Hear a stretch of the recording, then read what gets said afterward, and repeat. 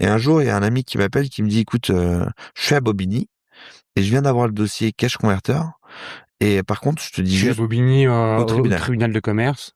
Exactement, je suis au tribunal de commerce, j'ai le dossier cash converter. Ça fait un moment qu'il est là et il y a pas de repreneur ou en tout cas pas de gens assez sérieux qui veulent se positionner sur le dossier. Moi, je trouve que cette entité-là, elle a du sens pour justement ton organisation Ecogem. Tu as des appareils électroménagers reconditionnés, ça pourrait être un bon levier pour toi de les épouser dans les cash converters. Et donc, il y a 80 magasins et il faut reprendre les 80 magasins dont il y a des succursales, donc c'est tes magasins à toi, et d'autres, c'est des franchisés. Tu reprends de la dette, là? Et pour le coup, il y avait tout un tas, il y avait de la dette, il y avait des magasins, du personnel, il y avait tout un tas de choses à reprendre. Mais regarde ce que tu veux reprendre. Donc, et là, je me dis, le challenge est quand même assez puissant parce que, un, je voulais le faire d'être dirigeant d'une boîte qui n'est pas la mienne. Deux, cash converter, tu vois, pour moi, ça m'a rappelé ma jeune enfance où je prenais la tête à mes parents pour y aller, vendre mes jeux et jouets pour justement, avec 2 jeux, tu pouvais racheter un nouveau jeu, et donc c'était une expérience assez dingue. Et c'était émotionnel, si tu veux. Donc, je me dis, OK, ça pourrait m'intéresser. Et en plus, je regarde un peu le secteur où je vois que la crise, elle est en train d'arriver, et je vois tu vois, le pouvoir d'achat, c'est un peu le sujet du moment, etc. Je me dis, pourquoi pas? Donc, je fais une offre. Je fais une offre de rachat. Je me dis, ça m'a pris, allez, même pas 48 heures pour me convaincre.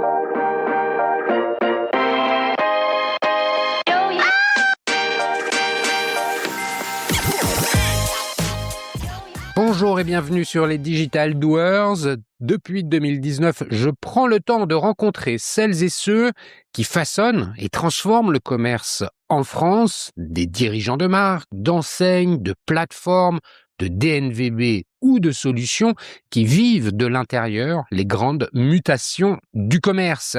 Ici, pas d'interview formatée, j'aime les conversations longues, franches et analytiques, celles qui permettent de prendre de la hauteur, de comprendre les choix stratégiques, les contraintes, les arbitrages et les convictions, que ce soit en mode one-to-one ou dans des formats thématiques.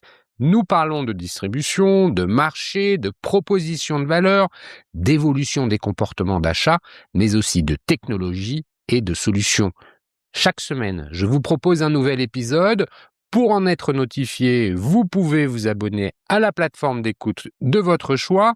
Enfin, pour suivre l'actualité du podcast et de notre écosystème, vous pouvez également me retrouver sur LinkedIn, Instagram, TikTok, Facebook, ainsi que sur mon groupe WhatsApp et bien évidemment sur lesdigitaldwers.com. Tous les liens sont en description de cet épisode. Bonne écoute, toujours sans coupure. Reprendre une entreprise à la barre du tribunal de commerce, c'est d'abord accepter une réalité. Une entreprise en difficulté, un modèle fragilisé, des équipes à remobiliser et souvent des choix structurants à faire très vite. Et puis il y a la suite, celle que l'on voit moins. Les décisions prises dans l'urgence, les arbitrages, les renoncements parfois, et cette question qui traverse tout. Comment remettre une entreprise sur une trajectoire viable dans un marché qui lui-même est en train de se transformer? Et c'est exactement ce qui s'est joué chez Cash Converter, une entreprise connue de tous, installée depuis des années dans le paysage du commerce de seconde main, mais qui se retrouve en 2024 en redressement judiciaire. Quelques mois plus tard, elle est reprise et en l'espace d'un an, elle retrouve le chemin de la rentabilité tout en engageant une transformation en profondeur de son modèle. Dans le même temps, le marché de la seconde main continue de croître, il attire de nouveaux acteurs, il se professionnalise, il se structure, mais il reste aussi très fragmenté avec des attentes fortes côté consommateur, notamment sur la confiance, la qualité et la lisibilité de l'offre. Dans cet épisode, on va essayer de comprendre ce qui se joue à la fois à l'échelle d'une entreprise et celle d'un marché. Je reçois aujourd'hui Ahmed Chayeb, qui a repris Cash Converter dans ce contexte particulier et qui pilote depuis cette phase de transformation.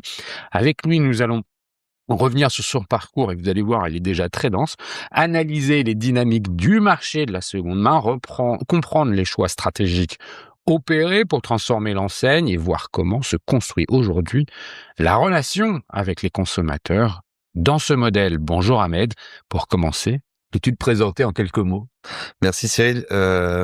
Bonjour à tous. Donc moi je suis Ahmed Cheheb, j'ai 36 ans, 2 enfants. Ça fait à peu près 20 ans aujourd'hui que j'entreprends. Ouais, Donc vous avez bien entendu, 36 ans, 20 ans qu'il entreprend. En fait, il a toujours entrepris. C'est ce qu'il faut retenir. absolument, j'ai pas trop eu le choix dans le passé parce que je me suis confronté au terrain et j'ai dû arrêter l'école très tôt. Et de ce fait, j'ai dû rebondir très rapidement. Et pour être transparent, le premier métier qui s'est offert à moi, c'était plutôt le transport. Il y a une personne qui m'a proposé de rejoindre l'aventure en tant que livreur. Donc j'ai vraiment débuté sur le terrain et de toute manière, c'est ce qu'on va un peu voir tout au long de cet épisode, c'est que ce qui me caractérise aujourd'hui, c'est vraiment le terrain. J'aime ces métiers où il y a un peu des choses à défraîchir. Et auparavant, quand j'ai commencé, je devais juste livrer des colis et m'est venue l'idée d'entreprendre parce que la barrière à l'entrée dans le transport, elle est quand même très réduite. Il faut juste un camion, un permis. Et à partir de ça, j'ai commencé à rejoindre plusieurs C'était la aventures. livraison de quoi que De t'as petits, commencé? de petits colis à l'époque, c'était principalement Nespresso et aussi Oura, où c'était de la livraison de courses à domicile. Et en réalité, c'était le boom un peu du e-commerce. Donc les nouvelles enseignes commençaient à éclore. Il y avait à l'époque Pixmania, avant qu'Amazon arrive, hein, évidemment. Et c'était le boom de on livre chez l'habitant, ce qu'on appelait ça, on appelait ça de la livraison boîte aux lettres. Donc très concrètement, c'était en boom. Il y avait de la demande. Je me suis un peu professionnalisé dans le secteur et j'ai développé, on va dire 2 ou 3 ans plus tard, une technologie qui m'a permis en tout cas de mieux consolider et optimiser mes tournées et c'est ce qui m'a permis de croître très rapidement. Attends, là, je fais un stop 2 secondes parce que j'aimerais bien que ce soit très concret. T'as ton camion, Ouais, t'as 2, 3, 4 clients, je sais pas. Enfin, tu commences par un, forcément. tout à fait, Euh, L'idée, c'est de faire le pick-up des produits à livrer chez le consommateur. absolument. Donc tu te rends dans un entrepôt, tu prends les colis, t'as les bordereaux de livraison et tu Tout fais à fait. et tu fais ta tournée. Exactement. À l'époque, on était encore au plan. Ok. Euh, une fois que t'as fait ça, t'as voulu progresser dans le business. C'est comme ça que je le comprends, parce que tu parles de techno, t'as voulu optimiser, ça veut dire En qu'il y avait fait, si tu plus veux, de je me suis volume. retrouvé avec un camion évidemment en amorçage. Après, je me suis retrouvé en tant que gestionnaire d'équipe. Donc, j'ai eu plusieurs camions, jusqu'à 40 camions. Et vu qu'on était à l'époque encore au plan, c'était un peu compliqué de trouver des collaborateurs justement pour Quand tu dis au plan, c'est quoi? en fait, tu avais ta carte et donc tu avais des tournées qui étaient sur des arrondissements et tu devais justement positionner tes 50 points de livraison sur ta carte. Donc, autant te dire que tu prenais 1 heure et demie en moyenne avant de démarrer ta journée, ce qui était assez chronophage, et trouver des bonnes ressources qui connaissaient encore tout Paris. De l'époque, il y avait les chauffeurs taxi ou tu avais les anciens livreurs, mais qui, eux, ne voulaient pas aller livrer du colis, tu vois. Donc, c'est comme ça que moi, il m'est venu l'idée de dire, en gros, comment je peux optimiser justement cette méthode. Il y avait beaucoup de gens qui étaient demandeurs pour avoir accès au métier, mais qui n'avaient pas du tout cette faculté d'aller justement positionner ces points de livraison sur la carte. Et j'ai créé justement une technologie qui permettait directement de faire ce calcul Et cette d'itinéraire. techno, comment tu la crées? Qu'est-ce que t'as comme capacité, comme connaissance de dev? Zéro. Mais comment tu fais? Il y a que le bon sens humain où j'en ai parlé justement à un ami qui lui était justement dans le dev et qui m'a dit mais en fait pourquoi tu ferais pas comme ça et je lui ai dit bah écoute pourquoi pas le faire ensemble et c'est comme ça qu'on l'a mis en place. Donc il y avait une version bêta qui est sortie 3 mois après l'idée. Donc on faisait ça avec des tableaux Excel où on connectait une API Google qui permettait d'optimiser ce parcours-là et à partir de là c'est devenu une vraie technologie et une vraie interface Donc, qui qui permet de avait faire la planification des tournées exactement. en fonction de critères, en Bah, on fonction prenait tous de... les points, en fait, tu avais une cinquantaine de points, on les répertoriait sur une carte de manière digitale, et en fait, n'importe quel livreur, il avait dans l'ordre tous ses points de livraison, il avait plus qu'à les respecter et les saisir dans son GPS. Et c'était une vraie révolution à l'époque. Comment tu fais pour passer de 1 à 40 camions et en combien de temps tu le fais? Ce que tu racontes l'histoire, là, ça va très très vite. Mais concrètement, comment ça se passe? Pourquoi tu y arrives? Comment tu fais pour financer les camions? Est-ce que tu prends des risques? Comment tu le fais? Bah, Et où est-ce que tu fous 40 camions la nuit quand il y a pas besoin de les... alors, Tu vois, avant il y a d'arriver toutes au ces... camion, évidemment, il y a eu plusieurs étapes. Hein. On est passé de 1 à 5. Déjà, c'était un gros levier. Donc, c'était plutôt de la location de camions. On investissait très peu au départ. Justement, j'étais vraiment dans cette dynamique du test and learn. Ensuite, il a fallu justement faire croire un peu la viralité du modèle. Donc, en fait, c'est que de l'engagement. Il faut savoir que la majorité des clients qui m'ont suivi tout au long de mon parcours, c'est la confiance. Pourquoi? Parce que j'étais investi, impliqué, je passais. Mais t'avais 20 piges, J'avais 20 piges, comment on j'avais fait mes pour potes. obtenir la confiance de tout? L'énergie folle que j'allouais, le temps, tu m'appelais à 20h, je répondais, tu m'appelais à 22h, je répondais, tu m'appelais à 5h du matin parce que t'étais en difficulté, je répondais. Donc c'est ça qui plaisait beaucoup et l'énergie que j'y allouais. Et étant donné que j'avais quitté un peu l'univers familial, tranquille, ou tu vois l'univers scolaire, il fallait que je me fasse et que je me fasse vite. Et c'est comme ça qu'en fait les gens ont cru en moi. Et la réalité dans l'entrepreneuriat, ce qui est passionnant, c'est que tu as beaucoup de dirigeants qui justement te voient en mini eux. Donc c'est-à-dire ils se disent ils se projettent, ils se disent OK, en fait c'était moi il y a 20 ans, ce mec-là il est intéressant, je vais l'accompagner, je vais lui faire confiance et je vais le faire grandir. Hyper intéressant. Comment tu te rends compte à un moment que quand tu es tout seul dans ton camion, parce que c'est comme ça que tu me racontes, tu as commencé. Tout à fait. T'as acheté un camion ou loué un Ouais, camion. j'ai loué un camion. T'as loué un camion et puis t'es allé faire tes livraisons. C'est ça. Il y a un moment où tu t'es dit quoi? Tiens, là, je sais que si j'ai un autre livreur avec un autre camion, mes clients vont remplir son camion. Comment ça se passe? Tu vois, ce déclic où tu te dis, j'ai pigé qu'il y avait un truc à faire. En fait, si tu veux, il y avait l'ascension de Nespresso qui faisait qu'il y avait beaucoup plus de demandes. Donc en fait, le partenaire qui m'a loué les tournées avait énormément de besoins. Et c'est comme ça que lui est venu me voir en me disant, est-ce qu'il y aurait pas un intérêt à ce que tu mets un deuxième camion? Et donc, si tu veux, comment j'ai construit le truc au début, autant dire que c'était un peu du bricolage. J'ai appelé un copain qui a été disponible, qui a pris une camionnette, qui a commencé, et de 2 à 3 et 4 jusqu'à ce que moi je comprenne à un moment qu'il y a un marché, il y a un besoin, et là je vais développer mon activité. Et là, donc tu structures en fait. Exactement. Je sors de la camionnette, je sors juste j'effectue les tournées. Ça a duré à peu près 6 mois, et au bout des 6 mois, je commence à rencontrer d'autres dirigeants qui eux me demandent de mettre à disposition d'autres camions. Et donc, de ça, on passe de 10, 15, 20 jusqu'à 40 camions. Donc là, c'est plus du tout le même pilotage. C'est déjà des bureaux, t'as une DRH, t'as aussi toute une organisation des chefs de parc, etc. Donc, et puis, le recrutement des chauffeurs, les chauffeurs dispo, pas dispo, malades, pas malades, les accidents de camions, les accrochages. Tous les aléas du quotidien de ce qu'on peut avoir dans le transport et la logistique. Et très concrètement, c'était intense, parce que gérer des livreurs au quotidien, c'est pas facile. On s'en rend pas compte comme ça, mais on a l'impression de recevoir juste son colis à la maison, mais c'est l'enfer parce que ça commence très tôt. Faut savoir que le transport, ça à partir de 5 heures du matin. Donc si une personne te plante dès 5 heures du matin, c'est l'enfer. Faut tout réorganiser. Donc il faut être très agile, mais on va le voir. Les nerfs très solides. Exactement. Et en fait, tout cet exercice-là, ça a été passionnant et riche pour moi parce qu'en fait, t'apprends sur le terrain, quoi. Et en fait, le fait d'être agile, d'être solide, en fait, tout au long de mes différentes activités, je réitère la même expérience, je réutilise la même secret sauce. Et même dans le retail aujourd'hui, on utilise la même méthode et ça marche. Tu fais ça combien de temps, la livraison, là, cette entreprise de livraison que tu montes jusqu'à 40 camions? 4 ans. 4 ans. Pour remettre des dates, t'es entre quelle date et 2019, 2009, 2013. Ok. 2013, qu'est-ce qui se passe?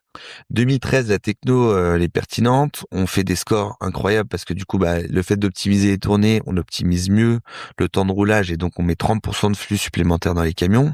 Donc les camions sont évidemment beaucoup plus rentables et j'ai des prix beaucoup plus pertinents que mes concurrents. Donc là, on grossit, on a les 40 et les 40 tournent à plein régime. Et à ce moment-là, une grosse boîte du secteur vient me voir en me disant, écoute, ta techno m'intéresse, on aimerait racheter ta boîte. Et à ce moment-là, on me fait une première proposition que j'accepte, évidemment. Et j'ai vendu ma boîte. Ok. Donc 4 ans après, je vends la boîte et je fais 6 mois d'accompagnement justement sur la méthodo et la transmission de savoir. Et à partir de là, je sors.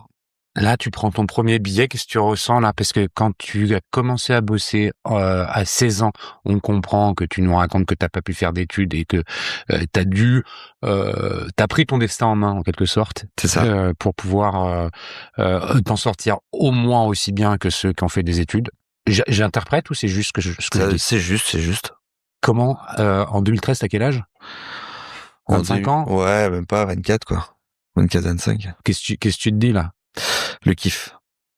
Kiff, déjà, faut savoir que j'ai quand même été rentable très rapidement. Donc, si tu veux, mes amis allaient encore à l'école et moi, j'avais déjà du revenu. J'étais indépendant, j'avais mon appartement. Donc, si tu veux, j'étais déjà différent, si je puis dire. La seule particularité, c'est que eux, bah, ils avaient le temps d'aller en soirée, etc. Donc, moi, j'avais moins le temps parce que j'ai déjà des responsabilités de dirigeant et tous les collaborateurs que j'avais étaient beaucoup plus âgés que moi. Donc, c'était difficile, si tu veux, pour moi à l'époque d'avoir cette posture et d'être crédible. Donc, il fallait que j'adapte mes codes par rapport à ça. Et donc je vends, c'est du plaisir parce que je me dis en fait, bah j'ai bien fait. Je regrette rien, je regrette pas d'avoir continué mon cursus scolaire. Des fois, ça me traversait l'esprit, surtout dans le dur, de me dire, bon, j'aurais dû aller comme tout le monde à l'école, mais finalement, le lendemain, on oublie très vite et on repart au boulot. Et très concrètement, du plaisir, parce que ça m'a permis, si tu veux, de cranter. J'ai acheté mon premier appart, tu vois, ma vie, elle a changé. Tu gagnes en crédibilité. Il faut savoir que du jour au lendemain, bah, tu passes du petit artisan au gars qui a monté une petite structure avec une techno, qui a vendu sa boîte, donc c'est valorisé, c'est reconnu. Et donc tu touches d'autres types de profils de dirigeants qui s'intéressent à toi, qui disent ok, est-ce qu'il n'y a pas des intérêts à travailler avec lui pour faire de nouvelles choses. Donc c'était assez intéressant. Ouais. Ouais, c'est hyper intéressant, comme tu le dis, de nous exposer ça. Je suis curieux de savoir comment ça se passe comment tu projettes la suite à 24 ans. Parce que 24 ans, globalement, tous ceux qui ont fait des études un peu longues, tu vois, les bac+5, ils viennent de finir. Quand tu leur appuies sur le bout du nez, il y a encore du lait qui coule.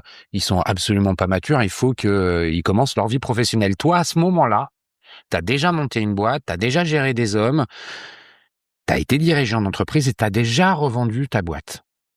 Comment on se projette, comment on garde la tête froide pour continuer l'aventure? Est-ce que tu es conscient de tout ça?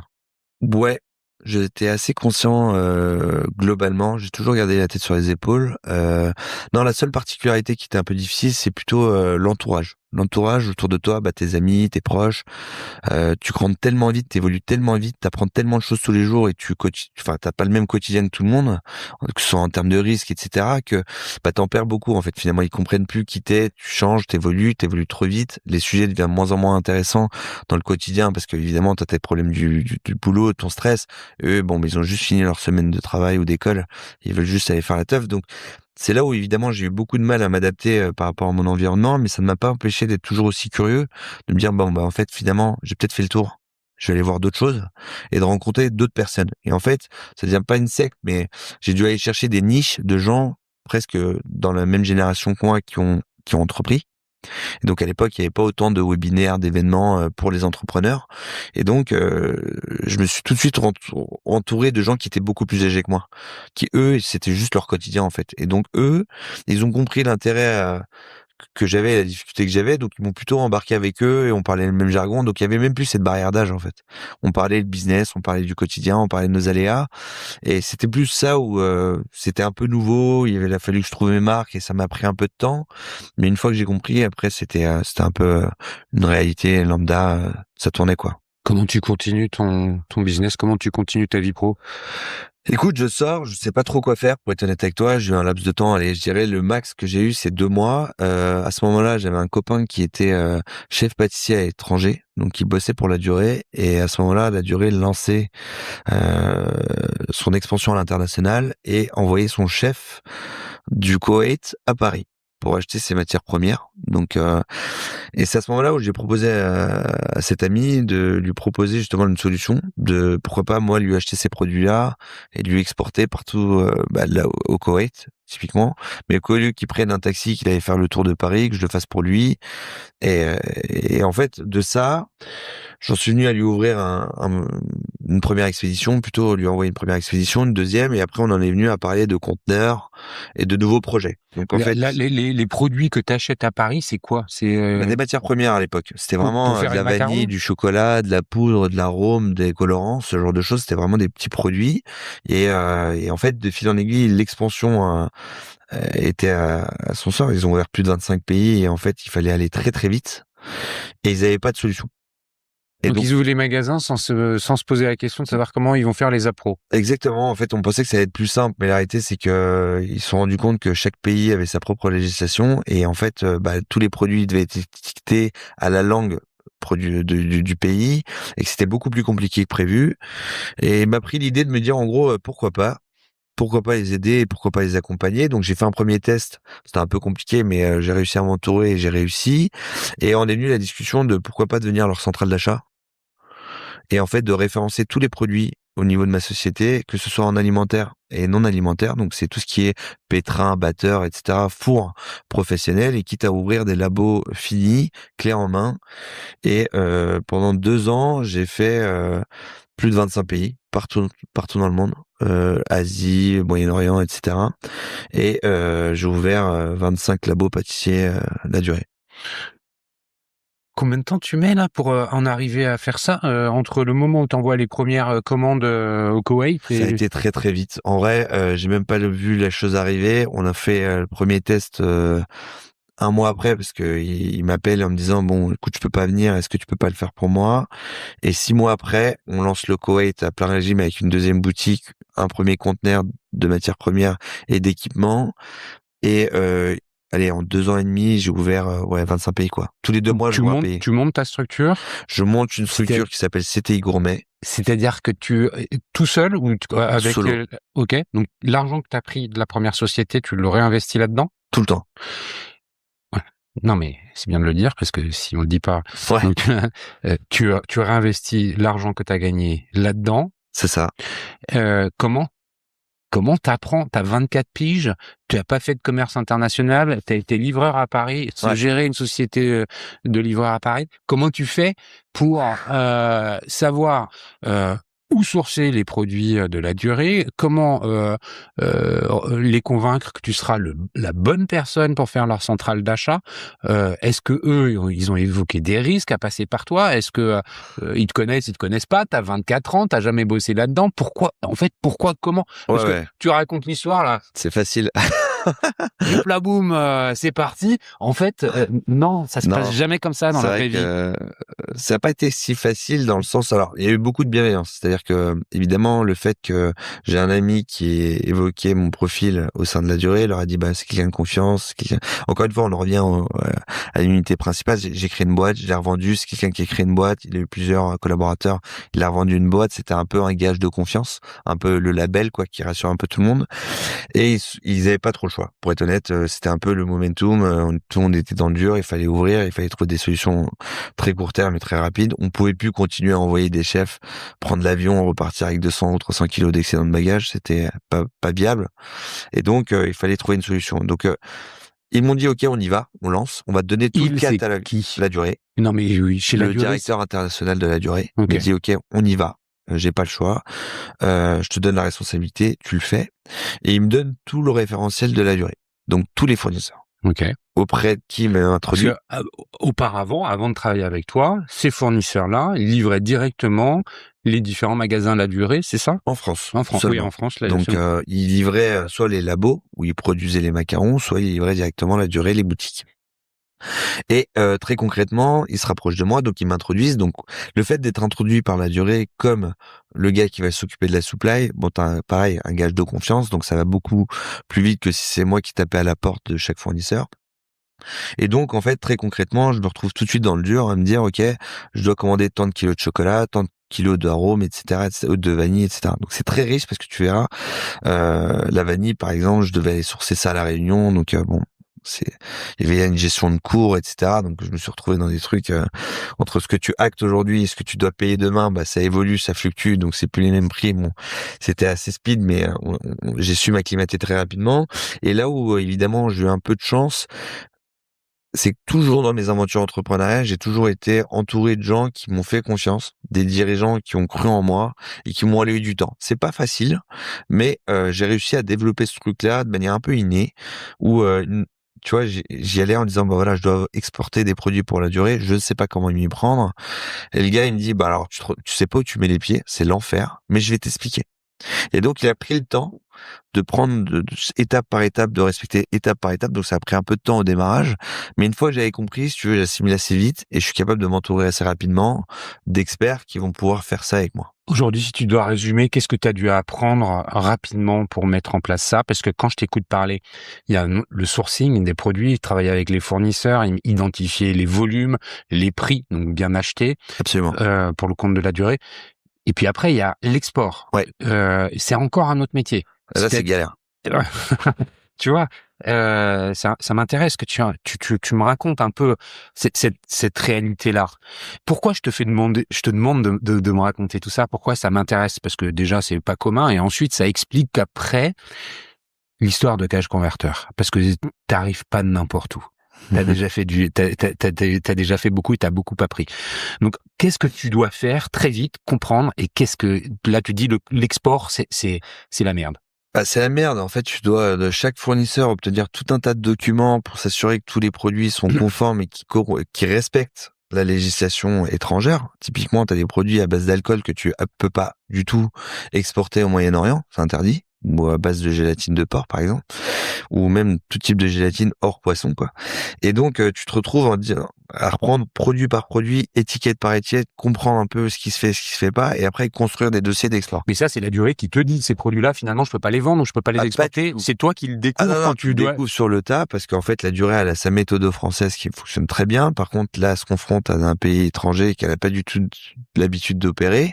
Et donc, sur le tas, ils se rendent compte que c'est plus possible. Et qui s'en rend compte? C'est moi quand je suis en train de préparer les dossiers. Donc là, tu les alertes en leur disant, les cocos, les produits que vous vendez en France, qui sont fabriqués comme ça, exactement, au Koweït, ce sera pas possible. Tout à fait. Pourquoi? Parce qu'en fait, on est en train de traduire chaque étiquette de produit pour justement l'adapter au pays. Donc, on est en train de traduire en arabe.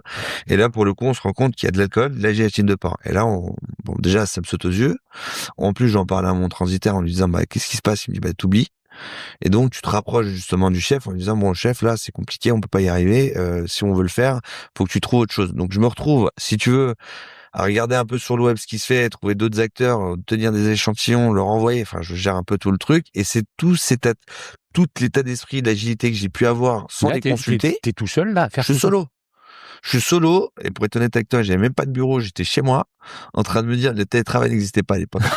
Tu vois, je suis chez moi en train de me dire, mais attends, dans quel truc je me suis embarqué, dans quel bourbier je me suis mis, quoi. Tu parles du transitaire, il a fallu que tu saches que t'apprennes ce que c'est qu'être un transitaire, que tu les contactes. Comment t'as été Ouais, alors si tu veux, j'ai toujours eu un réseau un peu large d'entrepreneurs, etc. Donc en fait, à force de rentrer dans des discussions de près ou de loin, tu vois, et d'avoir gravité tout autour de Rungis, j'ai toujours compris ce que c'était un transitaire et la mission d'un transitaire. Donc si tu veux, c'était pas nouveau pour moi, je l'ai pas découvert sur le tard.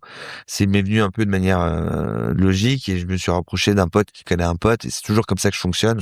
Tu commences, c'est les débuts sont difficiles, t'y arrives, c'est du bricolage et de l'artisanat au début. Comment tu passes à l'échelle? Comment c'est quoi le moment où il y a un cran au-dessus qui se passe? Tu fais pas ça chez toi tout seul avec un laptop sur tes genoux pendant très longtemps, j'imagine. Le cran, c'est que déjà tu commences à avoir les produits, c'est physique, c'est palpable, donc tu commences à remplir ton conteneur. Tu te dis bon, en espérant que tout se passe bien, sinon le conteneur il est bloqué, il sort pas. Et c'est vu que c'est des denrées alimentaires, qui dit conteneur bloqué, tu commences, enfin en gros, il suffit que tu perds tout, quoi. Donc le goal, le touchdown, c'est quand le produit il sort, en fait. Finalement, quand ton client qui t'appelle, qui te dit le conteneur est arrivé, c'est bon, on va commencer à opérer. Et là, tu te dis ouf, enfin. Et encore heureux, c'est que on a réussi à respecter tout.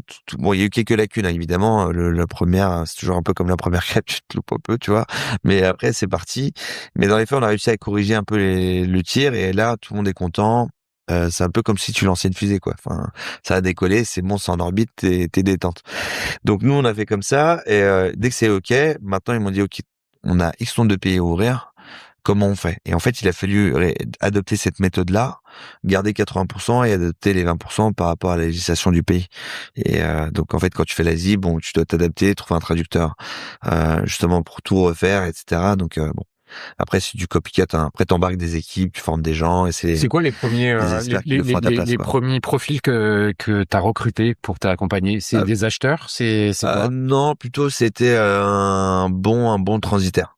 Donc on a recruté leurs ressources en interne parce qu'il a fallu justement s'adapter. Ils avaient déjà des méthodos et des facilités, je dirais, à faire les documents et avoir, tu sais, tu dois tout faire légaliser. Donc tu vois, tu devais avoir des relations avec les ambassades, etc. Et ça prend parfois 3 semaines, 1 mois, 2 mois. Et le fait d'avoir justement des personnes qui l'ont déjà fait dans le passé, ben tu gagnais un temps incroyable. Et donc ça me permettait de cranter en termes de crédibilité et devenir expert de cette niche-là. Donc tu vois, de la durée, je me suis tout de suite développé. J'ai été voir Pierre Hermé, Christophe Adam, toutes les autres enseignes. C'est ça, c'est Et la je suis question. devenu la rockstar un peu du secteur, quoi. Donc en 3 ans, j'étais le pure player. Je faisais un conteneur toutes les 2 semaines, quoi. À 27, 28 ans. Même pas, j'avais 25, 26, quoi. C'était dans la continuité. 1 an et demi après, tout le monde a commencé. En fait, la durée a donné un peu le ton. C'est lui qui a commencé à s'exporter un peu partout. Les autres ont essayé de faire la même chose, donc ils se sont retrouvés dans la même panade. Et il y avait qu'un mec qui savait faire ça, c'était moi. Et il venait me voir en me disant, et j'avais directement accès à tous les chefs, etc. Donc c'était une expérience de dingue. Parce que qui étaient les clients? Bah, c'était des grosses fortunes parce qu'il y avait qu'eux qui pouvaient justement implanter ce type d'enseigne. C'est très onéreux d'installer un La Durée. C'est plus d'1 million d'euros d'investissement. Tes clients, c'était les franchisés de La Durée. Absolument. C'est ça. Donc c'était tous les princes, tous les acteurs, enfin toutes les grandes familles. Et donc en fait, si tu veux, moi j'avais 25 ans à peine. J'arrivais au Moyen-Orient. J'étais en business class. J'étais reçu dans un super palace. Ça s'appelait Ahmed Chaïb. Bah moi à l'époque, pour démarrer le Moyen-Orient, évidemment ça aidait. J'étais bilingue, je connaissais beaucoup de choses, tu vois, et la communication était assez fluide.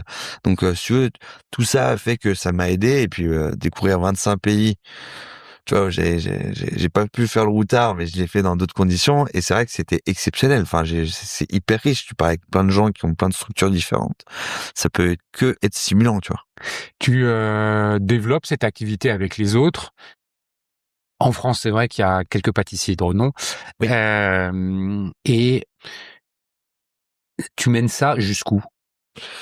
Jusqu'au bout, je dirais. Parce qu'à un moment donné, si tu veux, on a eu la salve Instagram où c'était l'effet tendance, t'achetais ta pâtisserie, tu prenais ton plan en photo, c'était très à la mode. À un moment donné, au bout de 3 ans, ça s'est un peu essoufflé. Donc moins d'ouverture, les gens essaient de trouver des solutions locaux parce que typiquement ça coûtait beaucoup moins cher d'acheter localement que d'importer les produits. Donc les recettes, elles étaient plutôt adaptées par rapport au pays et non plus par rapport à ce qui se faisait en France. Donc tout a été dénaturé parce qu'à un moment donné c'était beaucoup plus compliqué à vendre des macarons à 2 euros ou vendre des pâtisseries à 20 euros. Donc c'est là où j'ai vu qu'en fait à un moment donné c'était standard, mais je voyais pas comment je pouvais aller cranter davantage, quoi. Donc j'ai développé un peu de techno pour aménager les labos en utilisant la techno d'IKEA où tu pouvais construire ta cuisine tout seul. J'ai adapté ce modèle-là à l'échelle du B2B et je me suis dit bon, je vois pas comment j'y arrive et en plus je viens pas de l'industrie je suis pas pâtissier, donc j'ai pas la créativité qui va bien pour pouvoir être précurseur de nouveaux produits, matières premières, etc. Donc je me suis dit bon, je commence à tourner un peu en rond, je me pose des questions et en est venue l'expérience de revenir dans le transport parce que j'avais craqué une partie de la chaîne mais pas la totalité et c'est comme ça que j'ai monté juste après Box to Home. Cette boîte-là pour La Durée et compagnie, comment elle s'appelait? C'était Gourmet. C'était Gourmet. Tu la revends, tu la fermes, tu la transformes, tu fais quoi? En fait, je l'ai gardé jusqu'en 2017 et je l'ai arrêté. Je l'ai arrêté parce que je venais de relancer en fait une autre boîte qui était celle que j'ai lancée dans le transport. Ça commençait à me prendre beaucoup trop d'énergie et en fait être sur les deux fronts c'était compliqué, donc j'ai arrêté. C'était Gourmet.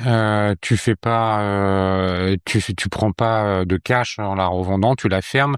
Et ça veut dire qu'elle a été bien rentable pendant toutes ces années-là. Dès le départ j'étais rentable. Moi j'ai toujours fait des business rentables. Donc ça veut dire que tu t'es servi sur les dividendes de la société pendant ces années-là? Tout à fait. Ok. Tu y mets fin en 2017, donc 4 ans d'activité. C'est ça. C'est ça. Pour pouvoir revenir sur le transport. Absolument. Et le transport, c'est vraiment le biais des hasards. Je vais chez Ikea. Simple. J'achète un canapé. Je dois me faire livrer. Je dois emménager le lendemain. On me dit, il y a 3 semaines de délai de livraison et ça va me coûter 139 euros. Je trouve ça très cher. Et je me dis, mais c'est absurde d'attendre 3 semaines alors que le canapé est disponible, je l'ai sous les yeux. Donc j'appelle un copain à moi qui est un ancien de mes livreurs justement, qui a lancé sa boîte entre-temps et qui est devenu indépendant. Je lui dis, est-ce que t'es pas dans le coin? Je suis à Ivry, est-ce que tu peux pas venir récupérer mon canapé? Et il me dit, ok, j'arrive. Donc entre-temps, vu que je suis dans le magasin, je demande à rencontrer un manager. Je vois le manager, on en parle, on se revoit 3 semaines après. Je lui dis que je suis capable de lui faire une solution dans son magasin qui est capable de livrer le jour même sur un créneau de 2 heures, moins cher que ce qu'il propose. Et j'ai eu la chance de rencontrer un mec hyper brillant, David Texera. Le gars, il n'hésite pas une seconde. Il me dit, OK, on y va. Donc on y va, mais j'ai pas de techno. Tu vois, j'ai rien. Ni de camion. Mais c'est Faut pas y grave, aller. ça se loue. C'est pas grave. Et en fait, je me suis dit, au lieu de me prendre la tête à relouer, refaire de zéro, vu la taille du marché, j'ai Donc tout là, on à- est sur du hors gabarit, hein, parce Absolument, que c'est plus de pas, 30 kilos. c'est pas la messagerie. Exactement. On change de dimension et une problématique. Exactement. Et là, je me dis, finalement, c'est pas un homme, un camion, c'est 2 hommes, un camion, puisque les produits sont lourds, il faut pas les esquinter. Et le consommateur veut le produit dans son domicile. Il va pas se taper les 5 étages sans ascenseur. Et je me dis, comment je vais m'y prendre? Je ratisse un peu autour de moi, j'appelle tous les anciens dirigeants que j'ai pu rencontrer dans le transport, etc. Et je leur dis, comment vous êtes optimisés? Ils me disent, on a continué notre activité, sauf que à 14 heures, on a fini notre tournée. Et à partir de 14 heures, mon camion ne roule plus. Et c'est là, Manu, il dit, mais c'est comment je peux optimiser, justement, parce que le camion, il est payé. Donc, en fait, il est disponible. Le collaborateur, il peut finir plus tôt. Donc, c'est comment je peux lui rajouter un peu de business pour faire du complément de revenus. Et c'est comme ça que j'ai lancé l'activité.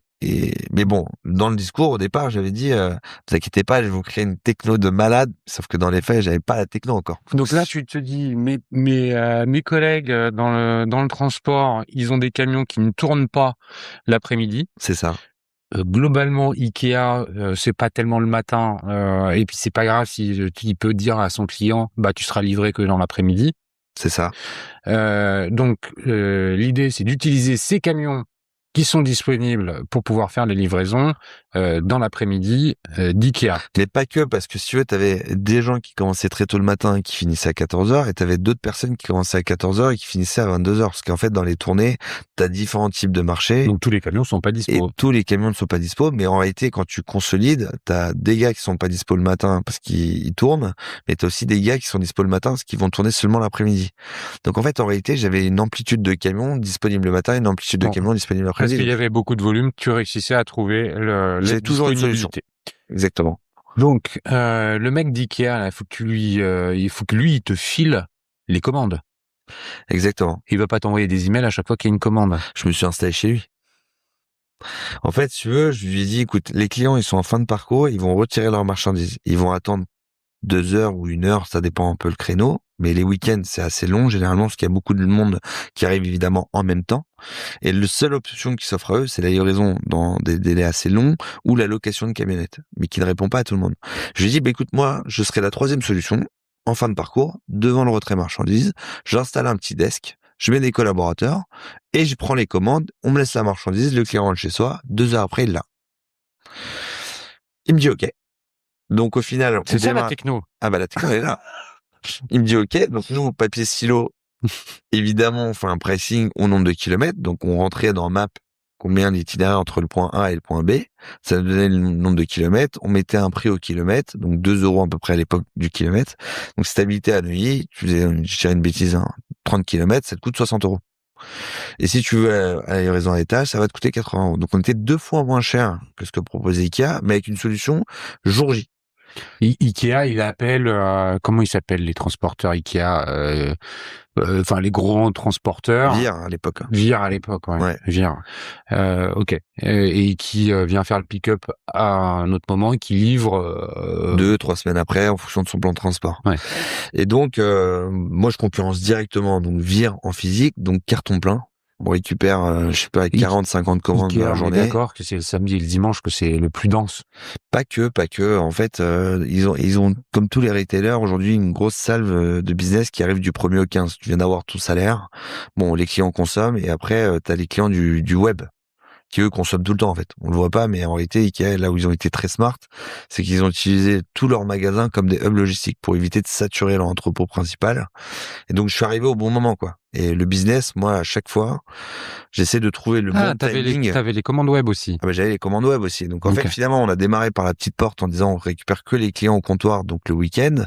Après, on a fait des opérations coup de poing avec eux pour justement booster. Et étant donné qu'on était capable de livrer le jour même une cuisine, où ça augmentait leur vente. Donc, c'est devenu un outil d'aide à la vente. Le tout, c'était de pouvoir inscrire notre modèle auprès de chaque vendeur. Parce qu'en fait, quand tu as un large panel de solutions de services et qu'en plus, ça intégré dans leur système caisse, nous, on était un peu la petite solution indépendante à côté. Donc, il fallait justement créer du lien avec chaque vendeur qui nous identifie comme un vrai partenaire dans le magasin et qu'il a un intérêt à nous pousser. Là, c'est la première fois que tu fais du B2C. Absolument. Ah, là, je suis frontal. C'est-à-dire que j'ai le conso. En plus, moi, je fais du B2B2C parce que mon client, c'est Ikea. Je suis chez lui, c'est lui le donneur d'ordre, mais je dois opérer ses clients. Et tu les factures, ces clients? Ah ouais. Donc, t'as le TPE? J'ai le TPE, donc je te facture en live. Tu reçois Après, évidemment, ça a évolué. Donc, d'un magasin, je passe sur un magasin sur 2 partout en France. J'avais plus de 17 magasins. Comment tu fais ça? Attends, tu me le raconte pas, je passe de 1 à la moitié des Ikea. Comment je fais ça? J'éprouve. En fait, si tu veux, ils ont... Après cette expérience à Évry. Ouais, ça a duré l'expérience 3 à 6 mois. Ok. C'est probant. C'est probant, ils sont contents, ils réessayent sur un autre magasin parce qu'ils se sont dit ok, on est en Ile-de-France, ça marche, mais est-ce que ça pourrait marcher en Provence? Ils m'envoient à Brest. Je me retrouve à Brest, si tu veux, à me dire ok, en fait, on va faire en sorte que ça marche. Ça a marché. Donc on a éprouvé le modèle. Mais comment tu fais pour trouver les camions à Brest? Pareil, système D. On appelle des transporteurs justement tout autour qui ont opéré pour la Poste, Chronopost, tous ces acteurs-là, en leur disant on a des solutions on a de la marchandise à mettre à disposition à partir d'une certaine heure. Il nous faut X nombre de camions. Et en fait, celui qui est disponible, il se connecte sur la plateforme. Donc, entre-temps, évidemment, j'ai bossé sur la techno. J'ai fourni une app justement à chaque livreur en m'inspirant des codes de Uber. Et en fait, dès que le gars il a fini sa tournée, il se connecte. Nous, on lui pousse de la marchandise et en gros, il vient la récupérer. Là, t'as monté une structure, une nouvelle entreprise. Boxtome, absolument. Boxtome. T'es tout seul à bord. J'ai toujours été tout seul à bord. Tu vois, mais même si je connais la réponse, je te l'ai fait dire parce que c'est plus sympa quand c'est toi qui l'ai dit. T'es tout seul à bord. Tu mets beaucoup au capital pour développer ça? Ouais, j'ai mis un peu d'argent. En gros, j'avais mis 250 000 euros en amorçage. T'avais besoin de cet argent pour faire quoi? J'avais besoin de cet argent, déjà pour payer les salaires, parce que même si t'encaissais en magasin, t'avais quand même besoin de payer les salaires, parce que j'avais des collaborateurs physiques qui étaient sur le point de vente en magasin. Après, pour justement développer la techno, pour commencer à développer des supports marketing, etc., pour nous faire connaître au grand public et pas perdre de temps justement sur la partie développement commercial. Je me suis dit, si ça se développe chez Ikea, qui est un des plus gros faiseurs, ça va se développer sur tous les autres marchés, du retail physique, Leroy Merlin, Boulanger, etc. Donc, j'ai été tout de suite voir les autres acteurs et leur proposer ma solution. Tu déploies ça, là on est en quelle année? 2018, 17, Alors, on démarre, 18? ça s'est chevauché avec CTI Gourmet, donc on démarre fin 2016, début 2017. Ok.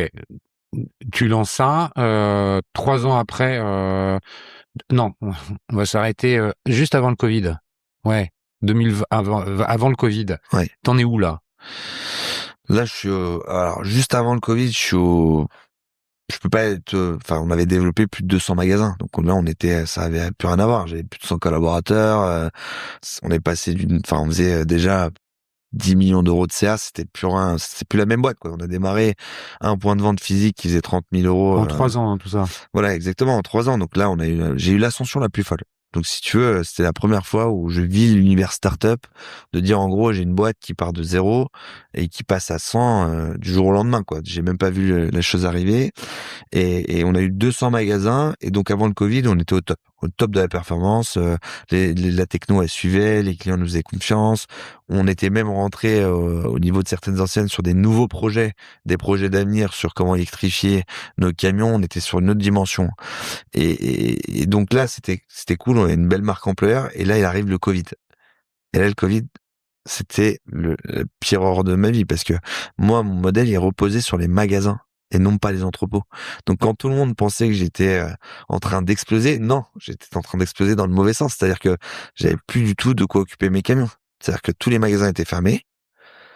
Les ventes web, ça a pas compensé. Les ventes web, les ventes web, ils ont recentralisé sur les hubs centraux et non plus sur les magasins. Donc, j'étais à zéro. là où je faisais 1 million d'euros de CA tous les mois.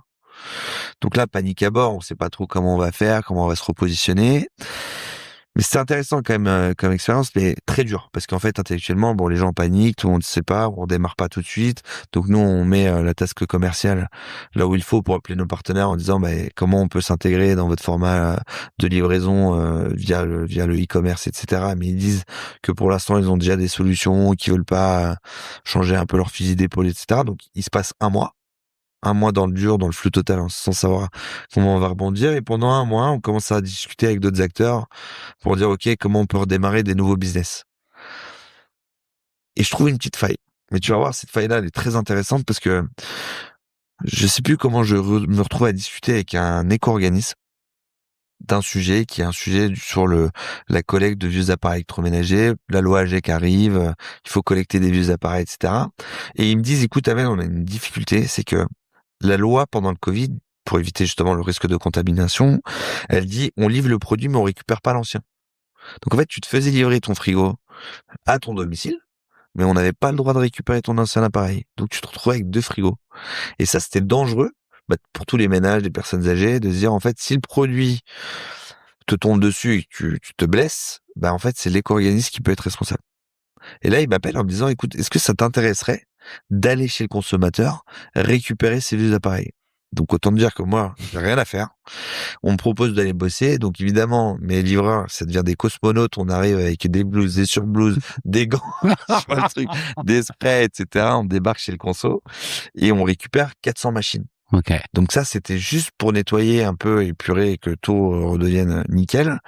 Et on en reparlera parce que tu vas voir, ça, c'est très important et c'est ce qui est venu, enfin, c'est un gros business qui est devenu un gros business pour nous, pardon, juste après. Donc, de ça, on commence le Covid, hop, les magasins réouvrent, l'ascension dans les magasins, il est à son, enfin, je pense qu'on a le meuble électroménager, tout explose, on passe de 1 million d'euros de chiffre d'affaires à 2,5 millions. Donc, autant dire, on explose. Donc la là, on demande est par mois. Par mois, exactement. Donc, t'as 30 millions sur l'année à peu près? Ouais, en gros, on a clôturé parce qu'on avait mal démarré l'année, mais on avait clôturé à 24. Donc là, ça explose. La demande, elle est comme jamais. Donc nous, on est très agile toujours. On trouve des camions, on trouve des solutions, tout en maintenant la qualité. Et là, plusieurs acteurs viennent me voir en me disant, écoute, on n'arrive pas à faire ce que tu fais, ni à avoir tes performances. Est-ce que t'es pas à vendre?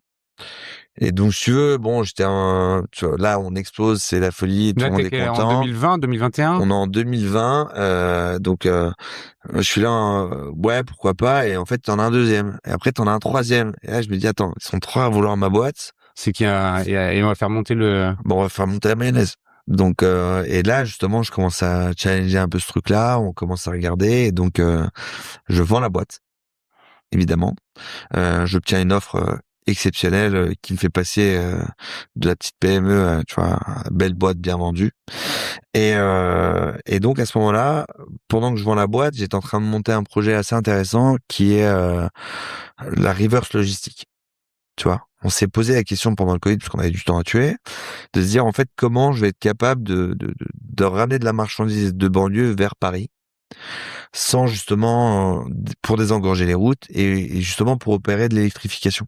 C'est le nouveau sujet justement du moment des retailers, c'est comment je vais pouvoir mieux livrer mes clients et les livrer avec l'empreinte carbone la plus neutre possible.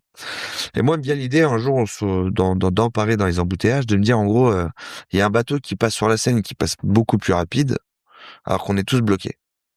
Et je me dis pourquoi pas utiliser ces bateaux-là pour ramener la marchandise de banlieue dans Paris et utiliser une surface de quai pour pouvoir justement faire de la livraison 100% électrique. Donc en fait, la marchandise, elle arrive, moi je décharge la marchandise et je vais livrer directement mes clients. Ce que fait Franprix, hein. Absolument. Mais je l'adapte avec un modèle plus léger parce que moi je dois aller livrer le consommateur. Donc mes camions, ils sont pas aussi gros que Franprix, c'est pas des poids lourds pour livrer des magasins, donc je dois l'adapter au modèle du retail. Et donc on commence à gratter et on commence à se dire en fait pourquoi pas utiliser le modèle du conteneur pour créer des conteneurs justement qui peuvent se greffer sur un châssis de 20 mètres cubes plus adapté. Et on va s'inspirer de ce qui se fait vraiment dans le bateau qui traverse la Seine et ces caisses-là qu'on va pouvoir mettre sur des châssis de 20 mètres cubes. Donc je crée cette techno, justement de la solution justement du bateau, du conteneur en aluminium adapté au châssis de véhicules légers. Je prends les quais et je raconte ça, il te paye. Et ça, parce que ceux qui connaissent pas, 20 mètres cubes, c'est un camion qui se conduit sans permis poids lourd. C'est ça. C'est la camionnette de livraison qu'on voit un peu partout, un peu costaud. C'est plus gros que le Trafic ou le Master. La grosse caisse. C'est des fameux camions Iveco, C'est ça. Mercedes qu'on voit un peu partout. Pardon pour cette Non, t'inquiète pas. digression, mais c'est juste pour dire, on parle de containers, mais on parle pas de camions énormes. On parle de Petits camions adaptés à la circulation urbaine. C'est ça. Et donc je crée ce truc-là et ça cartonne. C'est tout de suite rentable. Ça s'appelle comment? Bah en fait c'est box to home toujours, mais fluvial pour le compte d'IKEA. Donc tu peux taper IKEA fluvial, tu vas voir le beau bateau, les caisses. Il y a pas mal de.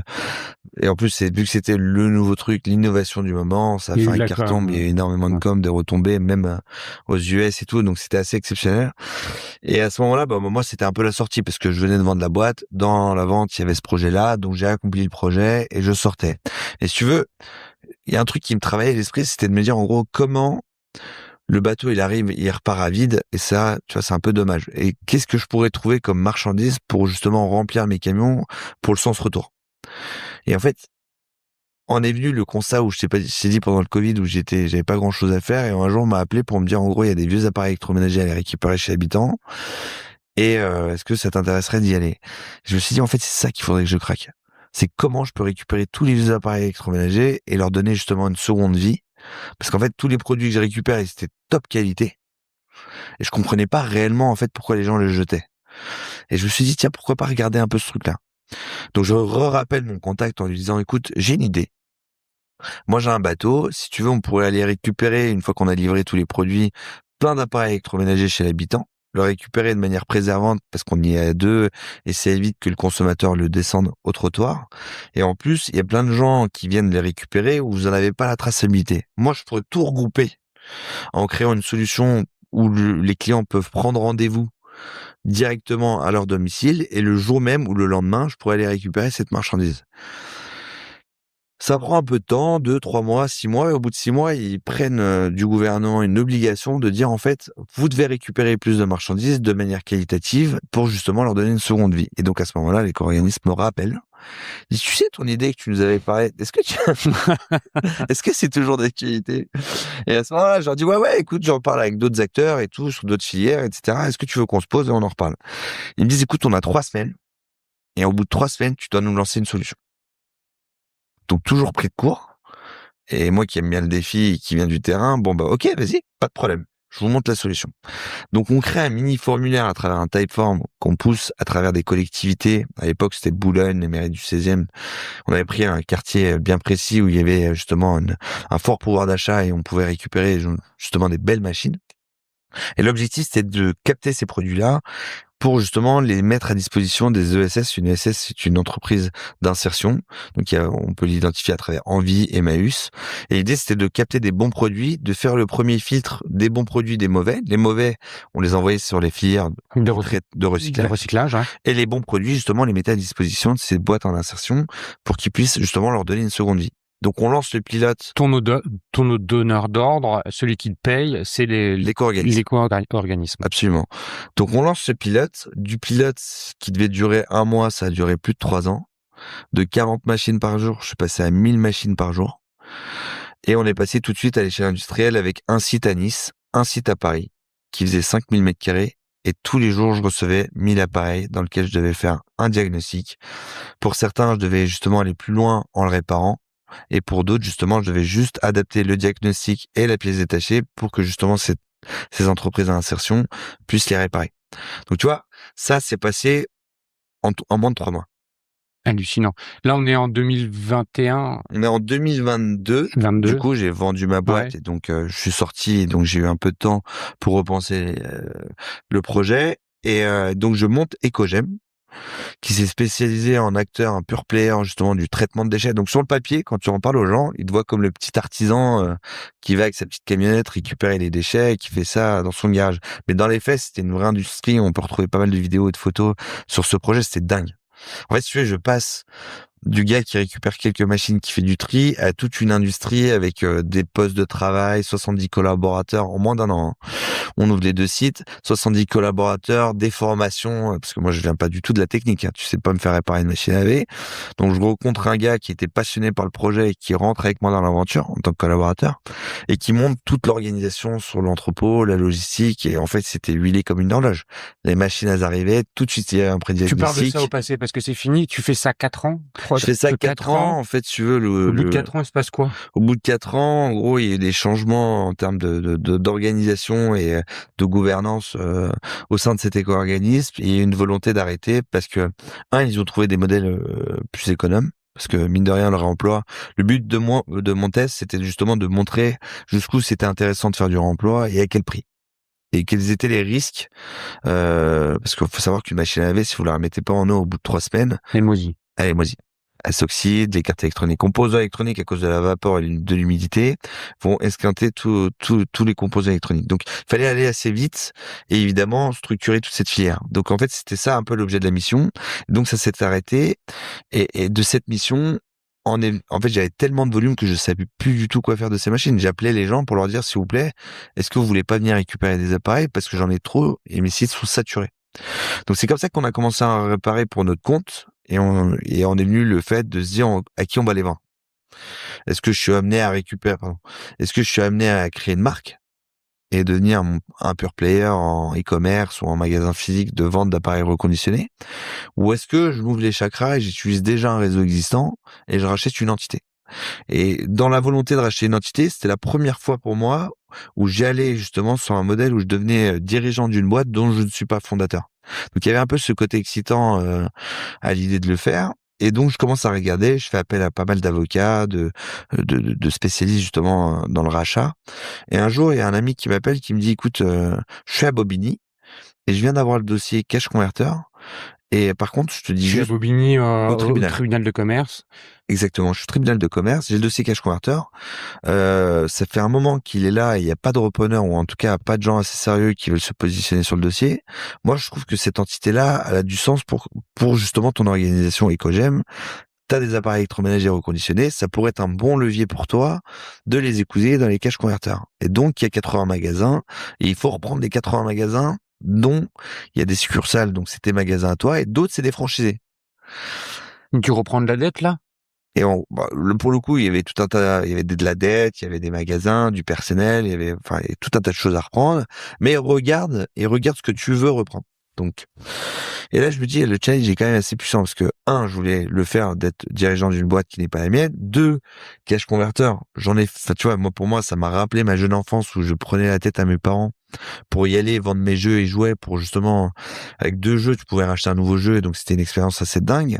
Et c'était émotionnel, si tu veux. Donc, je me dis, ok, ça pourrait m'intéresser. Et en plus, je regarde un peu le secteur où je vois que la crise, elle est en train d'arriver, et je vois tu vois, le pouvoir d'achat, c'est un peu le sujet du moment, etc. Je me dis, pourquoi pas? Donc, je fais une offre. Je fais une offre de rachat. Ça m'a pris, allez, même pas 48 heures pour me convaincre. Et comment j'ai fait? J'ai été voir mes collaborateurs en leur disant, bon, il y a Cash Converter. C'est une boîte qui a 31 ans. Ça va être chaud. Mais est-ce que vous êtes chaud à y aller? Bon, ça a pris 2 secondes. Ils m'ont dit, ah, trop bien. Donc, tu te dis, bon, pourquoi pas? Et donc, je commence à regarder un peu le dossier, et il me restait à peine 7 jours pour envoyer l'offre. Donc, on envoie une offre. Et dans l'offre, donc, on reprend pas les dettes. Parce que c'était beaucoup trop lourd. Il y avait 10 millions de dettes et en gros, je me voyais pas y aller avec un boulet dans le pied. On reprend les collaborateurs, on prend 100% des collaborateurs. Par contre, ça, c'est ça qui a joué justement en faveur au niveau du tribunal, c'est que il y avait quand même, mon historique. J'étais un acteur qui savait faire de la supply et gérer des boutiques, enfin, plutôt des boutiques, des enseignes. J'avais prouvé le fait d'avoir créé des sociétés, les avoir revendues. 2, j'étais déjà dans le circulaire. Ouais. Par le biais d'Ecogem, et que j'avais un vrai savoir-faire et une vraie industrie. Et ils m'ont pris au sérieux. Et j'avais une capacité financière à pouvoir investir. Comment tu fais pour ça? Tu vas convaincre des banques? Tu vas juste avec toi, ta puissance financière? Comment tu construis le volet financier de la reprise de Cash Converter? Parce qu'il est clé quand même. Absolument. Alors moi, si tu veux, pendant toutes ces années, j'ai toujours investi en fonds propres. Mmh. Donc là, j'avais pas le temps d'aller convaincre ni des banques ni des investisseurs. budgétisé combien à peu près j'allais pouvoir injecter. Et je me suis dit, avec l'argent que j'ai, j'y vais. Et en fait, vu que j'ai vendu des boîtes, à chaque fois, si tu veux, je ventile un peu le cash que je récupère en 30, je le réinvestis dans le business. Après, je ventile un peu sur des investissements locatifs, etc. Voilà. Donc là, j'y vais en fonds propres. J'investis. Je rachète la boîte en fonds propres. Donc, ce qui a aussi rassuré le tribunal en se disant, bon, le gars, il est sérieux et il y va avec ses propres moyens. Donc, en fait, il y a quand même un gage de confiance. Et il vient du terrain, il s'est fait tout seul. Donc, c'est vachement rassurant. Et là, ils disent, OK, on y va. Ça a été aussi une façon d'accepter de dire ok bon les 10 millions de dettes on vous les dégage. Exactement. Parce que si t'étais arrivé avec un autre dossier, on t'aurait peut-être pas dit non bah vous reprenez aussi la dette. Exactement. Ou une partie. Et vu que j'avais mis un montant assez élevé d'investissement dans le cadre du projet, ils ont compris pourquoi il y avait un intérêt à effacer la dette. Ils comprenaient aussi, en fait, les tribunaux, c'est des gens intelligents. Hein. Ouais, bien sûr. Tu présentes ton dossier, ouais. T'expliques que si tu reprends la dette, bon, en gros, t'auras plus de trésorerie pour pouvoir financer le reste. Ils ont compris l'intérêt d'effacer la dette, de laisser la possibilité de sauver plus de 100 collaborateurs. Donc, c'est pour ça qu'ils ont mis un go sur mon dossier. La seule particularité, c'est qu'ils m'ont pas dit que le jour J, j'allais repartir avec la boîte. Donc, si tu veux, j'arrive, je pitch mon truc, et après, ils disent, OK, on va délibérer. Bon, bah, bravo, vous êtes le dirigeant. Demain, on vous opère la boutique. Et là, c'est un peu la galère. Parce que si tu veux, quand tu reprends une boîte au tribunal, tu connais pas les collaborateurs, tu connais pas le process, et que ils gèlent tous les comptes, ils gèlent tout, et qu'on ait notre modèle économique qui est basé sur le rachat au comptoir, c'est un peu l'enfer, si tu veux, parce que personne sait comment ça va se passer. Le lendemain, il a fallu réalimenter. C'est vraiment le lendemain. Le lendemain, il a fallu réalimenter tous les magasins avec du cash. Donc, autant dire, quand t'appelles la Brinks, c'est que les gars, ils te disent, mais vous êtes malade. On vous connaît pas. Faut ouvrir différents comptes en banque. On n'avait même pas les sociétés. C'est-à-dire que tu t'imagines, j'avais 100 collaborateurs sans avoir de structure administrative pour porter les 100 collaborateurs. Mais la structure juridique de Cash Converter, la SA, ou je sais pas ce que c'était comme structure juridique, elle change pas de propriétaire Elle a été liquidée. Donc il a fallu justement remonter X nombre de sociétés pour reprendre tous les... Là, t'es accompagné par qui pour faire ça? Alors, t'as un avocat, J'ai un avocat, ouais. J'ai un avocat spécialisé justement dans la reprise au tribunal. Ouais. Qui m'a juste pas prévenu que ça allait se faire en 24 heures. Voilà. T'as un avocat et t'as un DAF ou un mec un peu dans la finance pour t'accompagner aussi là-dessus? Ouais. Moi, si tu veux, ça fait plusieurs années que j'entreprends et pendant toutes ces années, j'ai gardé quasiment la même équipe. Donc à chaque fois, on a l'habitude de travailler ensemble, on est assez agile pour communiquer de manière assez simple sur ce qu'il faut faire et pas faire. Donc quand on a repris la boîte, le lendemain, on avait splitté les missions à chacun. Moi, la mienne, c'était justement de comprendre et de organiser et de chapeauter un peu tout ça. Lui, il devait réouvrir tous les comptes et créer toutes les boîtes. Un autre qui devait s'assurer que justement, qu'il n'y ait pas de déperdition, pas de vol, pas tous ces trucs-là, parce qu'on a racheté du stock. Il a fallu inventariser tous les magasins. Donc, et tu vois, on s'est splitté un peu pour la reprise des collaborateurs, l'intégration, etc. Parce qu'en fait, les gens nous connaissent pas, ils nous subissent. Bonjour, on est nouveaux dirigeants. Tu fais un audit accéléré ou pas? Comment ça, pour comprendre? Parce que t'as dû ouvrir des placards et découvrir des trucs qui étaient pas forcément... Bah, je pense que si j'avais ouvert les placards plus tôt, je sais pas si j'aurais été. Mais maintenant, c'est fait. Donc, j'ai envie de te dire, c'est un peu pour moi, le passé. Donc, je regarde pas ce qu'il y a derrière. J'accélère. Mais c'est vrai que quand tu reprends une boîte au tribunal, si j'ai un conseil à donner, c'est prenez le temps quand même de regarder ce qu'il y a quand même sous le capot. Ouais, prenez plutôt 36, un peu plus d'heures, quoi. Ouais, voilà. Plus que 24 heures. Un bon 4-5 mois pour justement challenger et suivre un peu le projet. Parce que c'est vrai que nous, on l'a subi. On a ouvert le capot, on a dit, waouh, c'est quoi ce bordel? Donc, comment on s'y prend? Pourquoi on s'y prend? Les trucs, sans lister tous les trucs chelous que t'as découvert, c'est quoi? Tu peux, avec un exemple, nous illustrer quelque chose qui représente les trucs un peu étonnants que t'as trouvé? La gestion du cash. Si on est une boîte, on rachète comptoir au comptoir à moins de 1 000 euros, la gestion du cash. Comment de quoi on a besoin en cash pour ouvrir 15 magasins tout de suite? Et comment je vais m'assurer justement la gestion de ce cash soit bien à bon escient et qu'il n'y ait pas de déperdition. Et en fait, tu vois, quand tu ouvres avec 20 000 euros 15 magasins, bah tout de suite tu dois sortir 300 000 euros en moins de 24 heures à des gens que tu connais pas du tout. Et là, t'as de la sueur froide, non? Bah, tu vois, t'achètes des magasins, t'as du stock, t'as de l'or, t'as des produits à forte valeur, et tu te dis, mais je les connais pas. Enfin, est-ce qu'ils vont, comment ça va se passer? Il y a pas de process. Comment je transite cet argent dans ces magasins? Enfin, c'est un enfer. Tu vois, enfin, on peut même pas rendre la monnaie parce qu'ils ont envoyé la Brinks le lendemain pour récupérer tous les fonds de caisse. Tu vois, enfin, t'es au pied du mur et tu te dis, mais ok, bon, ça c'est factuel, c'est là, il faut le gérer et on l'a géré, et heureusement. Et à ce moment-là, tous les magasins, tu dis 80 magasins, Absolument. c'est 80 magasins en propre, en Alors, non, intégré, moi j'avais de la franchise, 65 en franchisé 65 en et franchisé, 15 en intégré. 15 en intégré. Donc, ça veut dire que la responsabilité du cash, elle est transférée aux franchisés. Bah, le franchisé, lui, il gère son cash, donc lui, il a pas trop subi, il a juste subi le changement de C'est dirigeant. les 15 magasins en C'est 15 intégré. magasins en intégré qui représentent 100 collaborateurs. Comment je les réintègre, comment je leur explique qui je suis, ce que je fais, comment j'insuffle mon ADN dans ces différents magasins, qui sont-ils, comment ils travaillent au quotidien, comment je peux les aider. Tu vois, et ces 15 magasins, évidemment, ils sont éclatés partout en France. Sinon, c'est pas facile. Sinon, c'est pas drôle. Là, tu prends ta voiture et tu vas les voir. Comment ça se passe concrètement? Exactement. C'est ça? Je prends ma voiture, je vais voir les magasins. Donc évidemment, à peine on a repris, t'as les franchisés qui viennent nous voir en disant, bah, qui êtes-vous? On vous connaît pas, on sait que vous faites des machines à laver, nous on vend pas de machines à laver, si c'est pour que vous nous vendez des machines à laver, on va aller chez les concurrents. Donc tu vois, t'as tout ça qui arrive du jour au lendemain qui te déstabilise parce qu'en fait t'as ta petite routine, ta boîte elle est mature, ça fait 3 ans que ça marche. Ouais, Là, t'étais en train de t'endormir. ouais, exactement.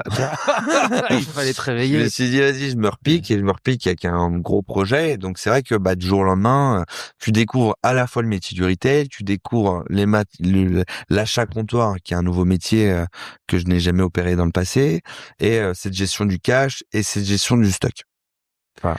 La situation de cash converter, c'est quoi? C'est 80 points de vente, dont 65 en franchise. C'est une centaine de collaborateurs en intégré. C'est quoi le chiffre d'affaires? Quand on a repris, nous, ça faisait à peu près 80 millions d'euros. Ok. 80 millions d'euros de chiffre d'affaires et un modèle qui, pour rappeler le modèle historique, parce que comme tu vas le transformer ce modèle-là, on va quand même le rappeler. T'arrives avec un produit, par exemple un grille-pain, pour reprendre cet exemple que tu m'avais donné au téléphone, et tu dis bah voilà, ce grille-pain il vaut 39 € neuf. Il y a une petite expertise qui est faite en magasin. On dit bah moi je te le reprends 7 € pour pouvoir ensuite le revendre 12 €. C'est ça un peu le modèle? C'est ça. Alors, je vais prendre plutôt l'exemple du téléphone. C'est-à-dire qu'en fait, j'ai un téléphone qui est d'une certaine catégorie. J'ai l'iPhone 13, je viens en magasin, je le vends, soit pour acheter l'iPhone 17 parce que c'est la nouvelle génération, et soit, évidemment, je le vends parce que j'ai besoin de cash. Et donc, la valeur ajoutée de Cash Converter, c'est qu'on est positionné en province et qu'en fait, quand tu as plus de cash et que tu veux vendre ton produit, on est capable de donner du cash tout de suite. Chose que la banque n'est pas capable de faire. Donc ça, c'est le modèle historique. Et en fait, ce qui a fait mal à Cash Converter, c'est plutôt son repositionnement. Ils ont jamais su s'adapter au marché qui a vachement évolué. Donc l'occasion a fait que augmenter, et donc c'est devenu un peu naturel. On n'est pas tâche aujourd'hui quand on achète de l'occasion. Là où c'était pour le cas à l'époque, ils ont dû même créer des petites cellules pour que les gens viennent s'abriter pour vendre leurs trucs, qui se sentent pas pauvres. C'était vraiment le modèle historique. Et aujourd'hui, c'est devenu démocratisé, mais Cash Converter a été en difficulté. Et pourquoi? Parce que on n'a pas su dans le passé revoir un peu la techno pour mieux adapter notre modèle. On n'a pas su se digitaliser en allant sur le e-commerce. Ils n'ont pas su prendre tous ces modèles-là. Et donc ça leur a fait mal, pardon, parce que bah beaucoup de compétitivité, beaucoup de problématiques à sourcer localement. Bah en fait les produits c'est que des vieux produits, donc en fait le client ne sait pas ce qu'il veut acheter, ni ce qu'il va trouver, ni à la certitude. Il n'y a pas de cohérence de gamme, il n'y a exactement, pas de... ni à la certitude qu'il va pouvoir trouver la qualité qui est associée au produit qu'on lui vend. Et donc moi, quand j'ai racheté, je me suis dit ok, très bien, en fait, ce monde-là, c'est pas le mien, c'est pas là où je dois emmener la boîte. Qu'est-ce qu'il faut que je fasse justement pour transformer la marque? Et donc je suis passé du temps dans les magasins. J'ai passé du temps dans les magasins et j'ai été aussi voir un petit peu ce qui se faisait un peu partout ailleurs, que ce soit dans le neuf, dans l'occasion, dans la seconde main, etc. Et aujourd'hui, moi, T'es allé voir où? je me suis inspiré de Fnac Darty un peu parce qu'ils ont différents univers et c'est qu'ils ont quel type de clients rentrent dans les magasins. J'ai été voir un petit peu les parcours comme on peut trouver chez Norman, chez Ikea, etc., de comment je crée des univers qui ont du sens tout autour pour que le consommateur il voit beaucoup plus clair et qu'on ait un réseau homogène. Moi, dès que j'ai repris la boîte, j'ai dit de toute manière, on va arrêter de chacun faire un petit peu ce qu'il veut dans son coin. On va travailler de manière un peu une franchise. Une franchise, ça doit être homogène. Et en plus, le client qui part de Paris, qui veut s'installer en province, s'il va en province, il peut aller dans n'importe quel magasin, il va retrouver la même chose. En tout cas, les mêmes C'était pas le univers. cas avant. Absolument pas. C'est un réseau hétérogène. Et là, on veut passer à un réseau homogène. Ok. Et beaucoup étaient restés figés dans l'occasion, on achète au comptoir. Et moi, aujourd'hui, l'occasion, la seconde main, c'est une catégorie. Et pour moi, le pouvoir d'achat, c'est mon combat. Aujourd'hui, la réalité, c'est qu'on est sur un marché qui est en crise. Et en fait, pour répondre à ce marché-là, c'est comment j'arrive à faire cohabiter... Le marché est en crise. Quel marché? Tout, aujourd'hui, tout est cher. Tu vois. Et aujourd'hui, tous les salaires ne vont pas doubler, alors que toutes les boîtes dans le retail, aujourd'hui, ils disent qu'ils sont en difficulté. Donc on voit qu'aujourd'hui, la réalité, c'est que pour mieux consommer, il faut justement faire des économies. Et comment on va faire ces économies-là? C'est en proposant des bons produits à nos clients dans les magasins. Ok. Donc moi, si tu veux, l'occasion, c'est un produit, on va dire que c'est une référence. Moi, c'est comment j'intègre l'occasion. La seconde main, c'est juste des produits qui sont passés par des professionnels. Et la seconde chance, c'est quoi? C'est des produits déstockés. Et en fait, c'est comment je vais devenir un magasin de destination où tu veux acheter un grille-pain, comme tu le disais juste avant, je vais pouvoir le retrouver parce que je suis sûr d'en avoir chez Cash Converter. Mais par contre, tu vas trouver un grille-pain qui n'a pas d'objet connecté, tu vois, il va pas avoir d'IA, mais il va faire le job de grille-pain et qui va être vendu neuf. Et en fait, c'est comment je sors de l'occasion pour devenir une enseigne qui vend tout type de produits à des coûts hyper maîtrisés à tout type de clients. Tout type de produit, c'est-à-dire soit du neuf parce que c'est déstocké, soit du reconditionné. Exactement. C'est ça. Exactement. Et de l'occasion, parce qu'on a aussi des clients qui viennent nous vendre un téléphone. Le reconditionné, c'est pas de l'occasion? Ben non, parce que le reconditionné, si tu veux, c'est passer par les mains d'un professionnel où, typiquement, j'achète ton téléphone, la batterie est esquintée, je vais la changer, t'as un gage de professionnel, donc c'est le reconditionné. Donc l'occasion, c'est un iPhone qui a pas été reconditionné. Exactement. C'est un iPhone qui a été vendu par un particulier qu'on va juste remettre en rayon. Ok. Ça, c'est la proposition de valeur que tu souhaites déployer chez Cash Converter. Que j'ai déployé. Ouais, non, mais quand tu rachètes, que tu souhaites, c'est sûr. Parce que pourquoi je te dis ça? Parce que j'aimerais bien que tu m'expliques comment tu fais pour déployer justement ça. Est-ce que ça s'accompagne d'un réagencement de magasin, d'un rebranding de la marque? Est-ce que ça s'accompagne d'un sourcing différent? Les réponses sont probablement oui. Comment tu fais pour accompagner le changement auprès des franchisés? Et qu'est-ce que tu fais des 15 intégrés que tu as? Est-ce que tu les as gardés? Est-ce que tu les as passés en franchise? Voilà. Comment on opère le changement que tu viens de nous présenter? On l'a fait étape par étape, parce que tu sais, la conduite du changement, ça prend un peu de temps, et si on arrive trop brutal, les gens ils comprennent pas, et ça crée de la frustration plus qu'autre chose. Donc nous, au départ, on s'est dit, on va faire un constat, on passe du temps dans les magasins, on instaure de la discipline. Tu sais, les codes du commerce. C'est comment on dit bonjour. On passe d'une situation quand même, on était en crise. Les collaborateurs ne savaient pas réellement est-ce qu'il y allait avoir un repreneur, oui, non. Donc ils sont un peu frustrés, ils connaissent pas les dirigeants. Donc l'ambiance, elle est pas folle dans les magasins. Donc c'est comment je recrée cette dynamique avec le même setup. Donc on change rien. On va juste dire aux collaborateurs, allez, on se remobilise. On y retourne. Moi, j'y crois. Je vais remettre de l'argent pour redévelopper là-bas la marque. Et c'est comment on y arrive. Donc, c'est comment je recrée de la discipline. Ensuite, on a cassé les codes. Donc, on est arrivé en disant, OK, on va prendre un de nos magasins succursales. On va l'entreprendre avec une vision très claire. Et nous, notre mission, c'était de dire, en fait, comment j'intègre l'occasion avec la même expérience que le neuf. Donc, pour ça, on tombe l'enseigne. On met une nouvelle enseigne avec les codes du retail d'aujourd'hui. On retransforme les magasins. On dégage cette couleur un peu rouge vieillotte, ces moquettes. On remet du parquet, quelque chose de chaud. Justement, on a les codes de Fnac Darty. Pour faire tout ça, mais bien sûr, pour faire tout ça, c'est toi seul dans ton coin ou c'est accompagné de compétences? Comment ces compétences, tu les as recrutées? Est-ce qu'elles étaient déjà là? On parle beaucoup de marketing. Une fois encore, là, tu arrives dans du B2C, c'est pas du B2B2C. Là, tu es dans du B2C. On n'est pas sur du service comme ce qu'est la livraison. On est sur du produit fini. Le marketing, ça revêt c'est une importance bien supérieure. C'est clé. comment t'intègres cette expertise-là en interne? J'ai recruté. En fait, si tu veux, nous, la principale expérience, c'est le terrain. J'ai été sur le terrain, j'ai compris, j'ai réussi à faire une fiche de poste, j'ai réussi à embarquer quelqu'un avec moi qui s'appelle Julienne, une perle. À l'arrivée, je lui ai exposé de manière très frontale. J'ai racheté une boîte au tribunal. Elle est en galère. On a une image très vieillotte de l'occasion.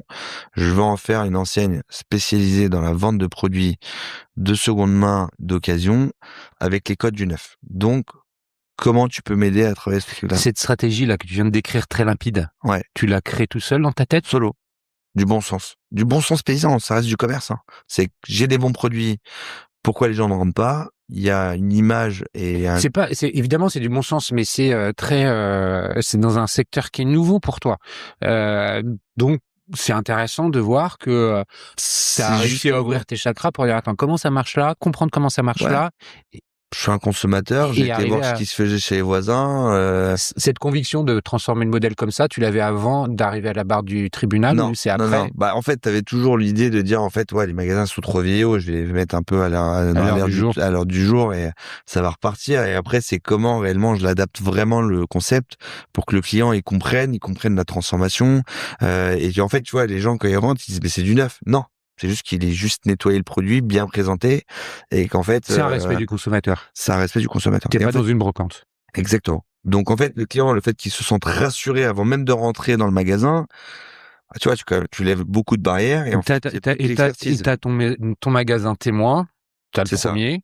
C'est ça. Tu fais venir les franchisés dedans pour leur montrer? Avant, si tu veux, j'essaie justement moi, je suis toujours dans le test and learn. C'est-à-dire que j'arrive, je teste, je fais le crash test. Une fois que j'ai fait ça, je l'éprouve le modèle qui fonctionne. Et là, t'as ajusté quelques points. Évidemment, parce qu'en fait, nous, avant, on faisait tout type de produits. On a voulu restreindre des catégories, notamment tout ce qui était instruments de musique, etc. Parce que c'était des marchés de niche qui justement étaient en déperdition. Et on s'est dit comment on va intégrer de nouveaux univers dans nos rayons pour justement on touche madame et monsieur tout le monde en famille. On peut aussi venir et trouver des jeux et des jeux aujourd'hui chez Cash Converter. Parce que le but, avant, c'était des magasins qui étaient très masculins. Donc l'idée maintenant, c'est de pouvoir trouver justement tout type de produits et en avoir pour tout le monde. Et c'est comment j'intègre ces différentes familles, comment justement je transforme l'essai, je fais savoir à mes clients que je sais faire ce type de produit. Et comment justement je démontrais à mon réseau que le rayon qu'on a éliminé, on l'a remplacé par un autre rayon et que ce nouveau rayon, il a meilleur impact pour l'image de la boîte et surtout il a un meilleur rendement financier. Une fois qu'on a fait ça, on a dupliqué ça justement à l'échelle de différents magasins et au mois de mars, on a réuni 1 an après tout le réseau en leur disant venez voir, on a créé un magasin de témoins au sein de nos bureaux et on leur a fait la surprise de dire maintenant, ça c'est le nouveau Cash Converter. Qui s'inscrit dedans? Et à l'unanimité, il n'y en a pas un qui a dit je veux pas la même chose. Donc, pour les franchisés, ça impose un investissement pas colossal si tu veux. C'est-à-dire que nous, on a fermé plusieurs magasins. Tu sais, tous les magasins qui étaient mal positionnés ou qui avaient un ADN qui correspondait pas du tout à notre dynamique, on les a fermés. T'en as fermé combien? On en a fermé un peu plus de 25. Donc, tu vois, il y a quand même une volonté de ma part de dire je me coupe un doigt qu'un bras. Pourquoi? Donc là, aujourd'hui, c'est une soixantaine de points de vente. Moins de 60, on a 57 points de vente, précisément. Et donc, en fait, tu veux, le fait d'en avoir fermé, c'est reculer pour mieux sauter. C'est comment, justement, l'énergie dans mes collaborateurs, je la loue là où il faut pour justement aller plus vite. Et en fait, c'est comment je recrée rayon par rayon, comment je processe cette supply et comment je vais pouvoir être en capacité de les accompagner. Et c'est comme ça qu'on est venu justement à dire, OK, en fait, on n'est pas capable d'alimenter les magasins juste avec du comptoir. Et il faut qu'on crée une centrale d'achat. Et dans cette centrale d'achat, les rayons qu'on veut adresser, on n'arrivera jamais à avoir une boîte de Lego avec toutes les pièces et ça nous prendrait trop de temps de l'acheter au comptoir. C'est comment on va pouvoir se rapprocher de fournisseurs, de brokers et d'autres acteurs pour acheter en volume à des prix hyper attractifs et on va faire cohabiter ces différents univers dans nos magasins pour devenir un magasin de destination en prenant un peu les codes de BHV ou de Printemps. On va pouvoir justement avoir des compartiments de rayons, des univers et dans chaque univers, on va devenir des spécialistes. Ça veut dire quoi? Ça veut dire que comment tu fais le drive to store? Tu vois, un magasin de destination, il faut qu'il soit hyper attractif. Oui. Les Galeries Lafayette, c'est un magasin de destination. Le BHV, c'est un magasin de destination. Le Bon Marché, c'en est un.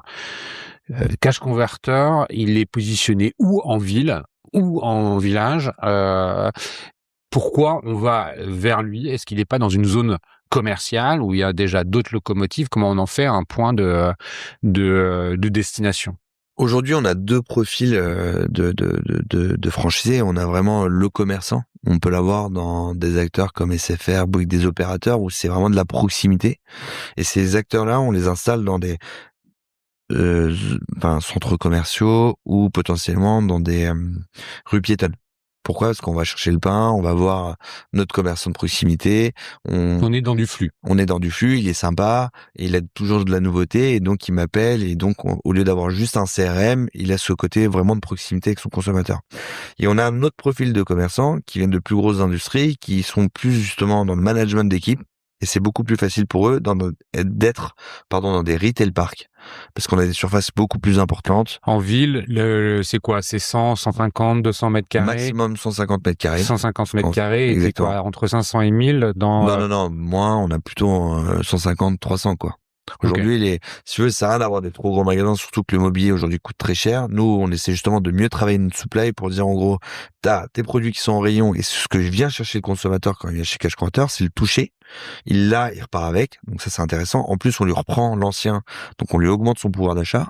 Et surtout, c'est comment nous, on doit avoir 100 téléphones dans nos rayons. Bah, c'est comment, dès qu'on arrive à 80, systématiquement, on a la centrale qui va venir pousser au niveau du magasin, le réassort pour que le lendemain, quand il réouvre, il est systématiquement ses 100 téléphones. Ça veut dire que tu changes le système informatique, que tu as dû le moderniser? Comment? Ah, mais on est parti d'une page blanche. Aujourd'hui, il a 30 ans. C'est un vieux nanar, c'est Minitel, enfin, c'est l'enfer. Donc aujourd'hui, nous, on est parti d'une page blanche. On a repris les codes de ce qui se faisait aujourd'hui dans le retail. On a fait une interface qui est beaucoup plus lisible. Faire ça, tu fais comment? T'as qui en interne? Tu veux avoir des compétences externes? Comment tu fais? Parce que c'est nouveau ce métier pour toi. Absolument. Alors, pour le coup, j'avais mon ancien associé qui est Jean-Baptiste, qui a bossé longtemps chez Le Bon Coin, qui a lancé l'application Android et iOS du Bon Coin. Donc, il avait déjà cette connaissance sur le marché de l'occasion et une bonne connaissance produit. Donc, tu sais, nous, je te dis, notre moteur, c'est le terrain. On va sur le terrain, on voit comment ça se comporte. On reprend des briques déjà existantes qu'on a vues auparavant. Tu vas sur Back Market, tu as tout un funnel qui te dit quel type d'iPhone, la catégorie, le giga, et ça donne un prix et l'état. Pourquoi tu refais la roue? Tu copycat, tu fais le même programme, tu l'adaptes à ton métier et en fait tu vas faire la même chose en déclinaison jusqu'à rajouter un truc supplémentaire parce que nous on a une notion de concurrence locale. Donc c'est comment je vais aller regarder ce qui se passe chez mes concurrents sur leur e-commerce, sur leur physique en termes de prix et moi je vais suggérer à mon magasin d'acheter au meilleur prix. Et après, on va l'adapter, cette techno, par rapport à nos usages. Aujourd'hui, quand tu as une grosse demande sur une catégorie, par exemple, tu arrives en plein hiver, il faut beaucoup de PlayStation ou de consoles vidéo, bah, on va anticiper sur les périodes où il fait très beau, de les acheter et de les stocker, parce qu'on a des forecasts. Et justement, on va anticiper en disant, attention, profitez-en, achetez à tel prix, donc moins cher que le prix quand le marché est tendu, pour pouvoir justement se baquer et que quand le client vient chez nous en pleine période hivernale, il puisse trouver la console au meilleur prix, parce qu'évidemment, on l'a anticipé, on l'a acheté pas cher. Ok.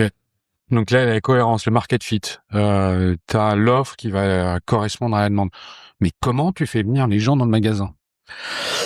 Ça, j'ai un gros travail de fond, du coup, dans le rebranding, évidemment, on a refait des magasins qui sont beaux. Je te partagerai quelques photos, tu verras à quoi ça ressemble. Donc, ça ressemble vraiment à des magasins type Fnac Darty avec des belles enseignes, etc. L'ADN, aujourd'hui, en fait, on a transformé notre ancienne image vieillotte avec des nouvelles tenues qu'on va pouvoir retrouver également sur les réseaux. On est bien brandé, c'est assez sympa, c'est les nouveaux codes dans l'air du temps.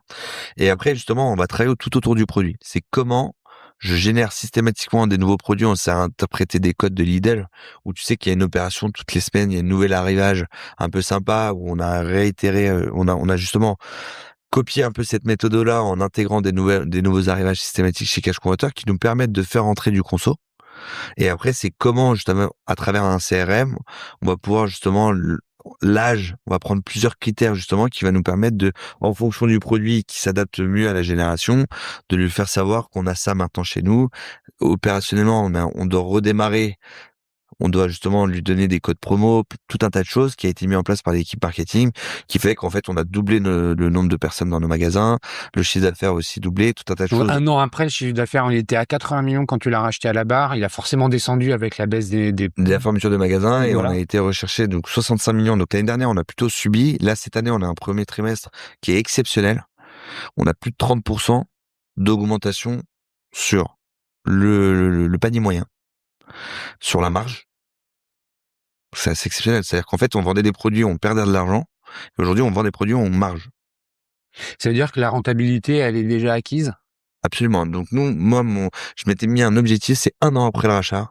Il fallait qu'on tombe sur nos pattes pour rassurer le marché, rassurer les franchisés et rassurer tout le monde autour de nous. T'as réussi. J'ai réussi. Et ça, c'est franchement la plus grosse fierté que je peux avoir justement avec l'équipe, c'est justement d'avoir arrivé 1 an après, d'avoir récupéré la boîte tout en délivrant, parce qu'on a investi. On n'a pas juste attendu en disant bon, on élimine tout le monde et on attend et bon, la boîte elle est l'EBITDA, il est rentable. positif. Et l'hôpital est passé positif. Donc ça a été un énorme levier pour rassurer nos partenaires qui sont des fabricants, des distributeurs à nous vendre de la marchandise et animer notre centrale d'achat. C'était un point fort et pour pouvoir rassurer aussi les équipes. Et je pense que c'est tout ce travail-là qui me permet aujourd'hui, quand je recrute, d'avoir des gens qui savent où ils mettent les pieds. Ils savent que c'est pas facile en nous rejoignant parce que c'est un travail qui est dur de redresser une nouvelle entité, de redresser, pardon, une ancienne boîte. Et justement, il y a cet ADN entrepreneurial qui est assez fort au sein de Cash Converter.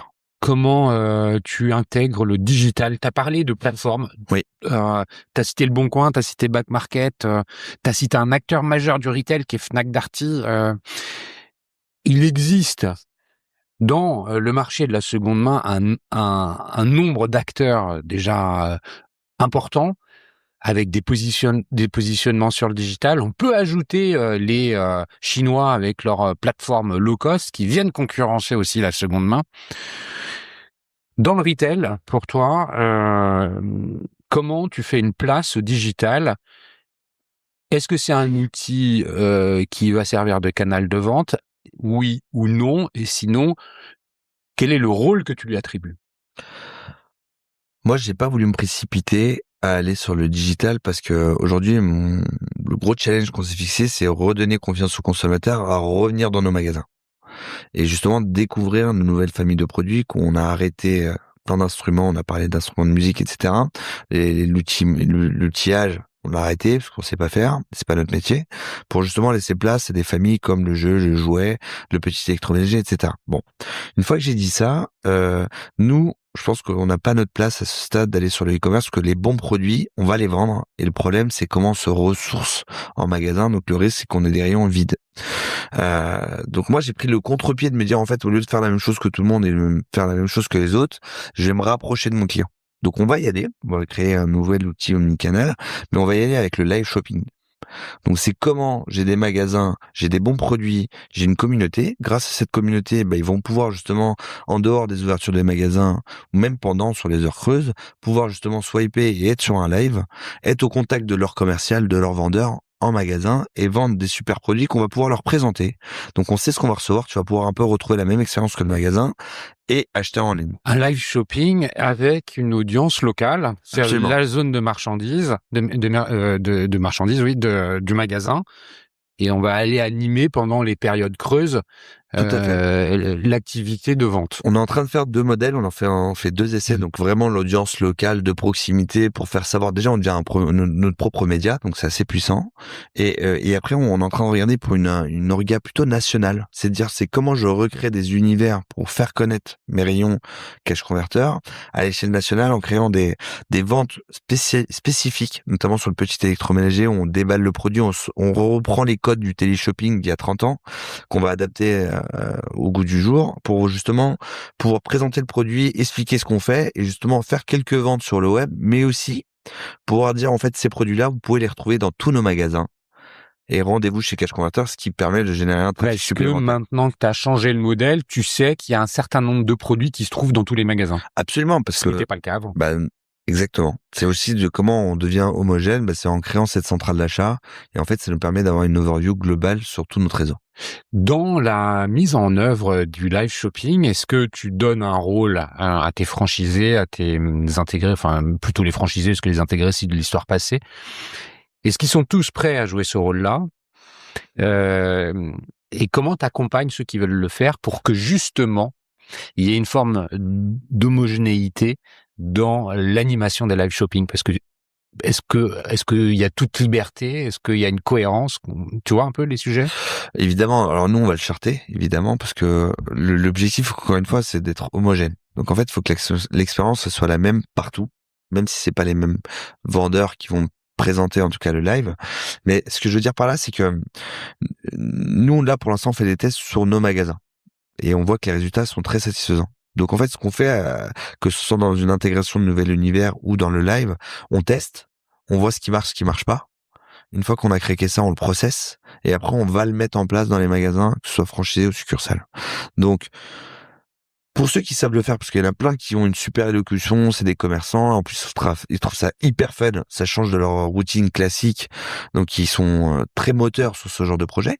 Pour ceux qui sont moins à l'aise, qui sont un peu timides, etc., on leur propose deux options. Soit on trouve des influenceurs, des gens qui sont à proximité de leur zone géographique, qui vont venir le faire sur des temps impartis. Soit justement, on va venir justement recruter pour eux quelqu'un qui s'y prête, dont c'est la mission, donc il va être vendeur de son rayon, mais aussi animateur sur les lives, et qu'on va former justement sur nos standards et les critères qu'on est en train de lancer. T'as un magasin pilote, tu l'as dit, t'as un premier, il est où, et est-ce qu'il a vocation à grossir? Est-ce que c'est important d'avoir un magasin pilote quand on est un franchiseur? Bah moi c'est plus qu'important parce que je reviens de loin sur un secteur qui n'est pas le mien, donc je me forme sur le terrain, donc je peux pas faire porter ce risque-là à mes franchisés et je me vois pas le faire. Donc c'est pour ça qu'aujourd'hui on a Hérouville-Saint-Clair qui est un magasin proche de Caen qui fait 500 mètres carrés, donc j'ai pris un énorme flagship justement pour bien tester tous mes rayons, avoir la place qu'il faut pour pouvoir transformer l'essai. C'est très satisfaisant parce que en fait tu pars d'une idée que tu peux tester en live qui donne des résultats et c'est encourageant pour le réseau. C'est pas juste des hypothèses, c'est factuel. Et donc C'est la preuve. c'est la preuve. Bah, en plus, tu parlais des entrepreneurs, des franchisés. Donc si tu touches leur portefeuille, c'est pas que le collaborateur qui se dit je m'en fiche au bout de 6 mois, au pire ils vont revenir à une réalité. Et là, c'est factuel. Tu transformes des choses et c'est matériel. Donc nous aujourd'hui, on va créer un nouveau showroom à Paris, en Île-de-France. D'accord. L'idée, c'est vraiment d'être à proximité des futurs entrepreneurs qui viennent nous rencontrer. C'est vrai que être à 2 heures de Paris et faire des tests, c'est pas évident. On l'a fait comme ça parce qu'on n'avait pas le choix et qu'on n'avait pas de magasin de proximité et qu'il s'y prêtait bien. Mais c'est vrai que maintenant qu'il a fait ses preuves et qu'il est très beau ce magasin, nous, on va tous les vendre. On va les vendre à des futurs franchisés pour qu'ils nous rejoignent, qu'ils aient un modèle déjà rentable. C'est plug and play et que grâce à ça, ils se forment pendant 6 mois sur leur magasin et au bout des 6 mois, ils ouvrent un deuxième et un troisième. Ce qui va nous permettre d'accélérer notre croissance. C'est une des stratégies qu'on a adoptées au sein du réseau. Et ensuite, on va en ouvrir un ici parce qu'on a plein de partenaires justement qui sont hyper intéressés parce qu'on est en train de proposer. Même des fabricants qui disent de la manière dont maintenant vous faites l'occasion ou la seconde main ou la seconde chance, ça nous intéresse de vous donner nos produits qui ont été déballés, des retours SAV, etc. Mais aussi, on est intéressé par votre live shopping. Voilà. Aujourd'hui, c'est des choses pour plein de marques qui sont peu connues sur le marché français ou européen, qui veulent justement pénétrer le marché. Ils sont ravis d'avoir du test en live, de savoir si leur produit transforme et quel type de clientèle il touche. Donc, on est en train de matérialiser ça. Donc, c'est pour ça qu'on change de bureau aussi. On va s'implanter dans le 8e où il va y avoir des studios qui ressembleront à des magasins physiques, mais juste destinés au live shopping. Et donc voilà quoi. Donc, en fait, la transformation s'opère bien. Les gens adhèrent fortement à l'ADN qu'on est en train de prendre et le virage qu'on est en train de prendre, que ce soit nos anciens franchisés, mais on a pu le tester aussi au salon de la franchise. On a eu un engouement énorme et pour beaucoup, ils sont venus me voir en me disant on n'aurait jamais imaginé que tu y arrives et ils ont vu par l'exemple que j'y arrivais. Donc en fait, le fait que j'ai réussi à passer cette crise et passer plusieurs étapes, j'ai un peu éprouvé tout le modèle en fait. Ils me font confiance, les gens me font confiance. Donc ça, c'est hyper rassurant. Et ouais, c'est hyper gratifiant. Le consommateur, lui, là-dedans, comment il se comporte, comment il réagit? Est-ce que tu as un NPS? Comment t'en prends soin? Aujourd'hui, on travaille plutôt genre, avec justement la carte fidélité, les pushs qu'on peut lui envoyer à chaque expérience. Donc c'est sûr que si t'achètes un DVD à 2 €, on va pas venir mesurer ton NPS, ils répondent jamais. Mais c'est vrai que quand t'achètes un produit avec une garantie, etc., il est plus facile d'accès, d'avoir de l'échange. Et surtout, systématiquement, on le mesure en magasin. Donc on a créé tout un tas de petits QR codes qu'on peut retrouver. Donnez votre avis, gagner un bon d'achat. On mesure un peu comme ça parce que il est difficile aujourd'hui d'avoir juste du feedback, si c'était être physiquement dans le magasin. Donc c'est sûr qu'à chaque nouveau lancement, on est physiquement là et toute l'équipe directionnelle. C'est-à-dire que moi, j'ai imposé à toute la direction générale de dire en gros, prenez pas des décisions comme ça sur un coin de table, allez dans le magasin, passez une semaine, faites le métier, testez votre modèle et si c'est OK, on va le mettre à l'échelle nationale. Et donc c'est vrai que le fait d'à chaque fois d'upgrade, c'est d'avoir, nous on a une communauté de clients qui revient systématiquement. Tous les mois, ils viennent nous découvrir, ils viennent voir si on n'a pas des nouvelles choses. Et en fait, c'est comment on éduque un peu le client à dire, bah reviens systématiquement, pardon. Et c'est vrai que les feedbacks sont hyper positifs. Et on l'a vu aussi dans l'évolution du persona qu'on peut avoir en magasin. C'est-à-dire qu'on a aujourd'hui, on observe quoi? Bah aujourd'hui, on observe qu'on avait une clientèle très masculine qui venait juste acheter des jeux vidéo ou des consoles vidéo, à une clientèle familiale qui va pouvoir retrouver, qui va pouvoir acheter un téléphone, un jeu vidéo, un petit électroménager, ou repartir à un objet de luxe, type un sac à main de luxe, une montre de luxe, et aussi des jeux de société qu'on ne proposait pas auparavant. Donc, en fait, il y a tout un univers familial avec un parcours client qui est assez fluide où les clients ils passaient moins de 2 minutes auparavant et maintenant la moyenne c'est plutôt 10 minutes quoi. On est sur quel type de population qu'on a l'habitude de classer en France? Est-ce que c'est assez hétérogène, c'est-à-dire toutes les catégories sociales, ou est-ce qu'on est sur une en particulier? Bon, aujourd'hui je dirais le virage qu'on a pris, elle est tout type de clients. Enfin, en gros on touche un peu tout le monde.